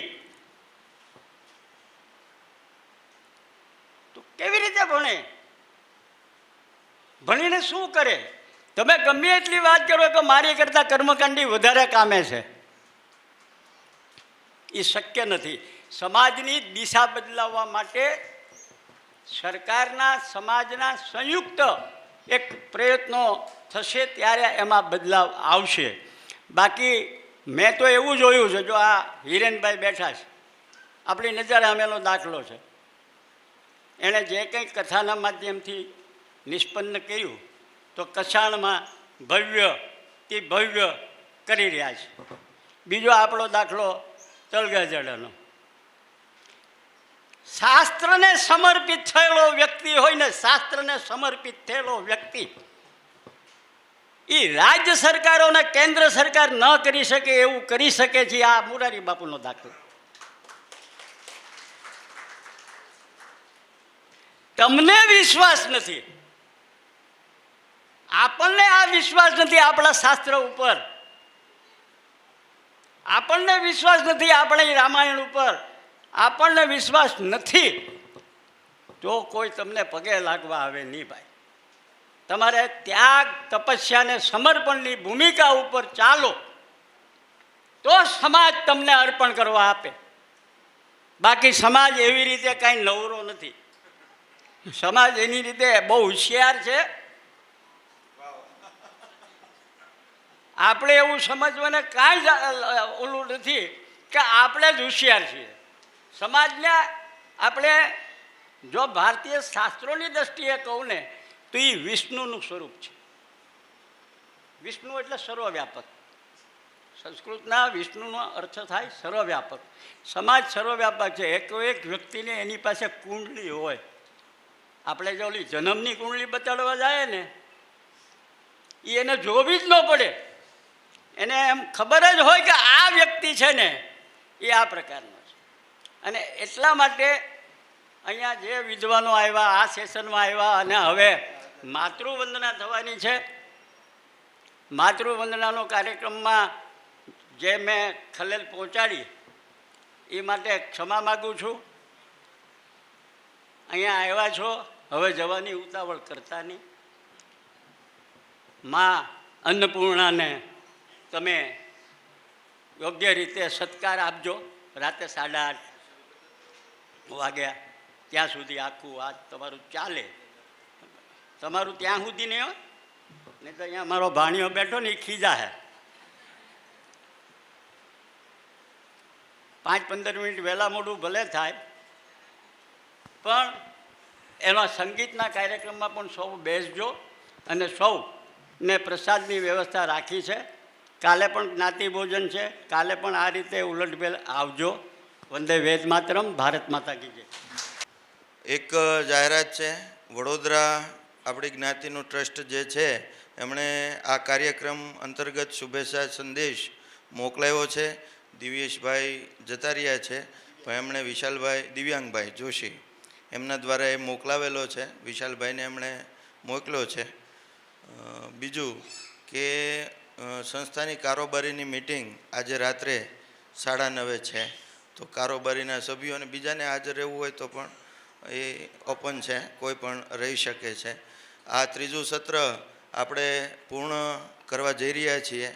આ અમારા સત્રના તમામ વક્તાશ્રીઓ અને એન્કર તરીકે મારેથી કંઈ બોલાઈ ગયું હોય તો હિરેનભાઈ અહીંયા છે તો ભાગવતજીમાં જડભરતજીનો આખ્યાન છે, રહુગણ રાજા અને જડભરતનો જે સંવાદ છે એનો એક શ્લોક મૂકી અને મારું વક્તવ્ય પૂરું કરી ભાઈ શ્રી બિમલભાઈને આપીશ કે નાહમ વિશંકે સુરરાજ વજ્રાન ના તક્ષ શૂલા ન યમસ્ય દંડાત નાગ્નર્ક સોમાનિલવિત પાસ્ત્ર શંકે વૃશંક બ્રહ્મ કુલાવમાનાથ.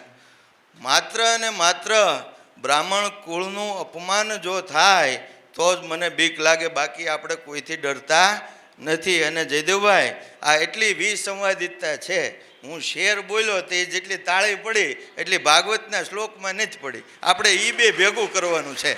ભાઈ શ્રી વિમલભાઈ. આભાર. હવે ઝડપથી માતૃવંદના તરફ જઈએ. પહેલાં જે વક્તાઓ છે એને આપણે મોમેન્ટો એનાયત કરીશું. સૌ પ્રથમ જયદેવભાઈ એમને મોમેન્ટો અર્પણ કરશે હિતાર્થભાઈ પિંડ્યા. ત્યારબાદ આશીષભાઈ પિંડ્યાને મોમેન્ટો અર્પણ કરશે મનીષભાઈ.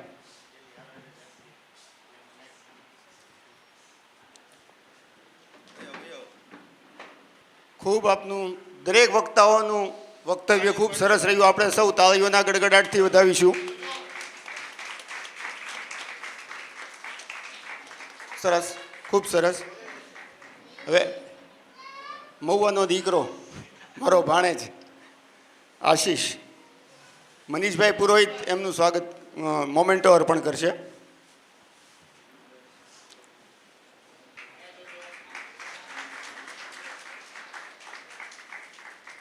ત્યારબાદ નિકુંજભાઈ એને મોમેન્ટો અર્પણ કરશે શ્રી પંકજભાઈ પુરોહિત. પંકજભાઈ પુરોહિત.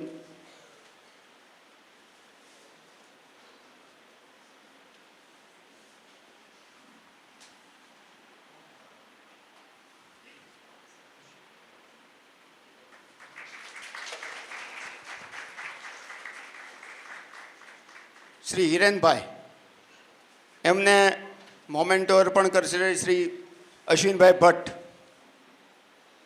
શ્રી અશ્વિનભાઈ ભટ્ટ આવો. જોશી, અશ્વિનભાઈ જોશી. હા. અને છેલ્લે આપણા સરસ મજાનું સંચાલન કર્યું આ સત્રનું શ્રી વિપુલભાઈને શ્રી મનીષભાઈ જોશી મોમેન્ટો અર્પણ કરશે.